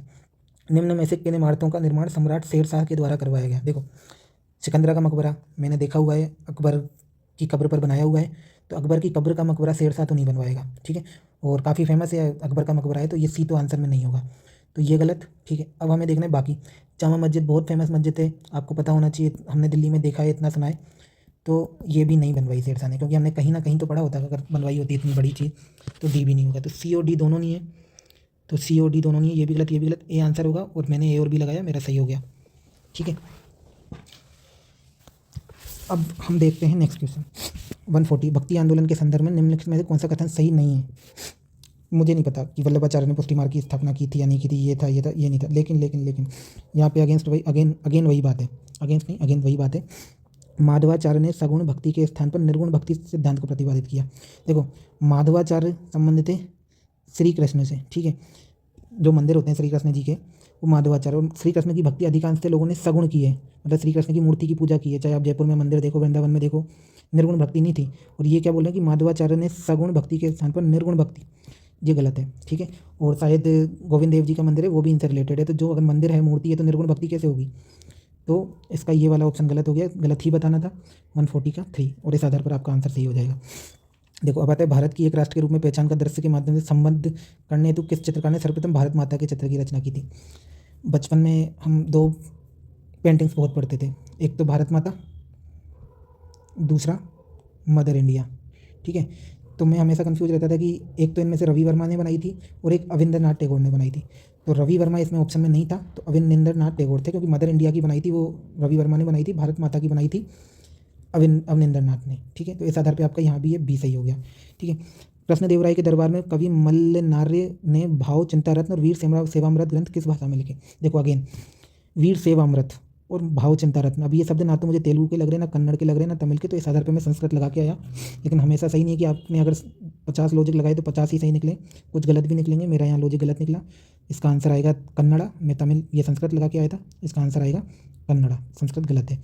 तो ये मेरा गलत हुआ, आप लोग स्किप कर सकते हो या गलत भी कर सकते हो, कोई फ़र्क नहीं पड़ेगा। अगेन ये क्वेश्चन है, ये भी मेरा गलत हुआ। मुझे बार बार ये आ रहा था कि याद कि कोठारी जी ने कोई आयोग बना था, कोठारी जी का शिक्षा से रिलेटेड, इस आधार पर मैं कोठारी लगाया, लेकिन इसका आंसर कोठारी ना होकर कुछ और है, तो शायद इसका मुदालियार वाला आंसर है। तो ये भी मेरा गलत हुआ। अगेन आता है कि सूची 1 को सूची 2 से सम्मिलित करना है। ठीक है, आपको बताने हैं, यहाँ पे दिए हुए हैं डेजर्ट और यहाँ पे दिए हुए हैं आपके देश। मुझे ये पता था, लेकिन एक बार को मान लेते हैं आपको नहीं पता। आपको ये तो पता है ऑस्ट्रेलिया पे विक्टोरिया का कंट्रोल था, क्वीन विक्टोरिया का, और ऑस्ट्रेलिया वाला अगर आपको पता है क्वीन विक्टोरिया वाला, तो इस आधार पे आप सी से 4 पहुंच सकते हो। सी से 4 एक में ही दिया हुआ है, केवल 1 में, तो इस आधार पे 1 आंसर लगा दो। या फिर आप ये भी सोच सकते हो कालाहारी अफ्रीका में, तो डी का आएगा 1, तो भी आंसर पे आप पहुंच सकते हो। तो सिंपल सा क्वेश्चन है, वैसे ये चारों याद रहते हैं, आपने थोड़ा बहुत भी वर्ल्ड ज्योग्राफी देखा है तो। अगेन आता है कौन सा क्षेत्र भूमध्य सागरीय कृषि का प्रकार नहीं है? भूमध्य सागरीय कृषि का प्रकार नहीं है, आपको नहीं पता, आप नहीं रट के बैठे कौन से प्रकार हैं कौन से नहीं है, कोई बात नहीं है। आपको पता है कि उत्तरी ऑस्ट्रेलिया बिल्कुल अलग है, ये पूरा वर्ल्ड है और ये ऑस्ट्रेलिया है, तो ऑस्ट्रेलिया बिल्कुल अलग और ये भूमध्य सागर के तो आसपास है ही नहीं। अगर आपने मैप 1-2 बार भी देखा है वर्ल्ड का, इस आधार पर भी आप इस आंसर को कर सकते हो, तो इसका आंसर है नॉर्दर्न ऑस्ट्रेलिया। ठीक है, अगेन आता है 146, भारतीय राष्ट्रीय आंदोलन के उदारवादी चरण 1885 से 1905। देखो 1885 से 1905 में उदारवादी चरण था। उदारवादी मतलब कोई ऐसे बड़ी क्रांति नहीं हो रही थी, हत्याएं नहीं हो रही थी, ये वाले टाइम के बीच में। ठीक है, आधुनिक यूरोप की समृद्ध लोकतांत्रिक वैज्ञानिक संस्कृति का समर्थन किया। बिल्कुल, वो जब स्टार्ट में थे 1885 में कांग्रेस बनी थी, तो स्टार्ट में बहुत समर्थन कर रही थी उनका 1885 में कि ये हमें भी साइंटिफिक अप्रोच डेवलप करनी चाहिए, लोकतांत्रिक मूल्य अपनाने चाहिए, डेमोक्रेटिक वैल्यूज होनी चाहिए, तो इस आधार पर ये तो सही है। ब्रिटिश साम्राज्यवाद में आर्थिक पहलू की कड़ी आलोचना की। बिल्कुल, जो मुझे अभी याद नहीं आ रहा है, शायद दादाभाई नौरोजी ने उनकी खूब आलोचना की थी, और एक शायद दत्त थे, कोई आरसी दत्त थे या जो भी थे, उन्होंने आर्थिक पहलुओं की बहुत आलोचना की थी। वो बोले धन के निष्कासन का सिद्धांत, कि अंग्रेज आते हैं हमारे यहाँ से पैसा लेके विदेश में ले जाते हैं, हमारे यहाँ से सामान लेके विदेश में, ये भी सही है, बहुत आलोचना की थी। तो आपने थोड़ी बहुत भी मॉडर्न हिस्ट्री कभी पढ़ी है, सुनिए, इस आधार पर आप पहुँच सकते हो। इसका आंसर 3 है। ठीक है, अगला है निम्नलिखित पर्वत श्रेणियों को उत्तर से दक्षिण, मुझे याद था काराकोरम लद्दाख है ना, जास्कर, फिर आता है हमारा पीर पांजाल, फिर शिवालिक, लेकिन आपको नहीं पता, क्योंकि ये बिल्कुल हमने पढ़ा होगा तभी हमें पता होगा, मैप को अच्छे से स्टडी किया होगा तब पता होगा, तो आप इसको स्किप कर सकते हो। अगला आता है निम्नलिखित में से कौन सा एक सही नहीं है? ठीक है, चेन्नई में वर्षा की विषमता मुंबई से अधिक है, क्या पता, हो सकती है, ना भी हो। लौटता मानसून तमिलनाडु के तटीय क्षेत्रों में वर्षा लाता है, अगर आप नहीं पढ़ के आए तो आपको नहीं पता। पश्चिमी विक्षोभ भूमध्य सागर से आते हैं, लेकिन आपको नहीं पता, हमें तो गलत कथन छांटना है। ठीक है, मानसून अभियान मोनेक्स संयुक्त राज्य अमेरिका, यूएसए तथा भारत संयुक्त तत्वाधान में हुआ। अब ये प्योर फैक्ट है कि आपको मोनेक्स अभियान पता होना चाहिए, और उसमें ये भी पता होना चाहिए यूएसए और इंडिया के बीच में था, और ये भी बहुत पुराना है, कोई एक्सरसाइज शायद अभियान है, एक्सरसाइज भी नहीं है, क्योंकि अगर एक्सरसाइज होता तो अभी न्यूज़ में होता। तो इस आधार पे मैंने ये फैक्ट गलत माना, और ये गलत होते ही ये आंसर सही हो गया। ठीक है, अगेन 149 क्वेश्चन, अगर आपको सहायक नदियाँ पता हैं तो आप कर सकते हो, नहीं पता तो स्किप कर सकते हो। मुझे ये पता था कि हिरण नर्मदा की है, तो सी में 2 केवल इसी में आ रहा है, इस आधार पर 4 आंसर हो गया। क्योंकि हिरण नर्मदा ये बहुत, जब हम पढ़ते हैं ना कभी सहायक नदियाँ, तो हंसी आती है कि हिरण नर्मदा की है, हिरण ये तो जानवर का नाम है। ठीक है, अगेन नेक्स्ट क्वेश्चन है, विश्व के किस वन खंड में सर्वाधिक वनोन्मूलन अंकित किया गया है? नहीं पता, मैं नहीं पढ़ के आया फॉरेस्ट सर्वे किस में किया गया है, लेकिन सबसे ज़्यादा कमी किस चीज़ में होती है? जो सबसे ज़्यादा अधिक होता है। ठीक है, मतलब आप मान लो कि आपके पास ये वर्ल्ड है पूरा, ठीक है, अब इतने सारे पार्ट में तो केवल उष्णकटिबंधीय वन ही है, तो सबसे ज़्यादा कमी भी नहीं में ही होगी ना, सबसे ज़्यादा यही है। तो इसका आंसर इस लॉजिक से ये आ रहा था, और इस आधार पे आपका आंसर सही हो जाएगा। अब आपने पूरे पेपर में देखा होगा कि हो सकता है हमें कोई चीज़ रटी हुई नहीं है, ठीक है, हम नहीं पढ़ के आए, ठीक है, फिर भी आप लॉजिक से लगभग सभी आंसर पर पहुंच रहे हो, ओनली जनरल नॉलेज से। मैंने लगभग यहाँ पे 135 के आसपास क्वेश्चन किए थे, जिनमें से मेरे 45 के लगभग गलत हुए थे, फिर भी मेरा अच्छा स्कोर हो रहा है, 90+ स्कोर हो रहा है। तो ये चीज़ें आप फॉलो कर सकते हो सकता है किसी की किस्मत बहुत ही बेकार हो तो साथ ना दे, लेकिन सिविल सर्विस में आपको लॉजिक लगाने पड़ेंगे, किस्मत का बहुत बड़ा रोल होता है, और थोड़ा बहुत पढ़ के आओगे और थोड़ा सा किस्मत साथ दे और थोड़े से लॉजिक लगाओगे, मेरा तो बहुत कम स्कोर है, अगर पढ़ के आओ तो आप 120+ भी स्कोर कर सकते हो।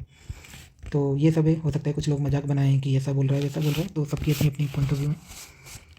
तो देखना और बताना क्या क्या है इसमें।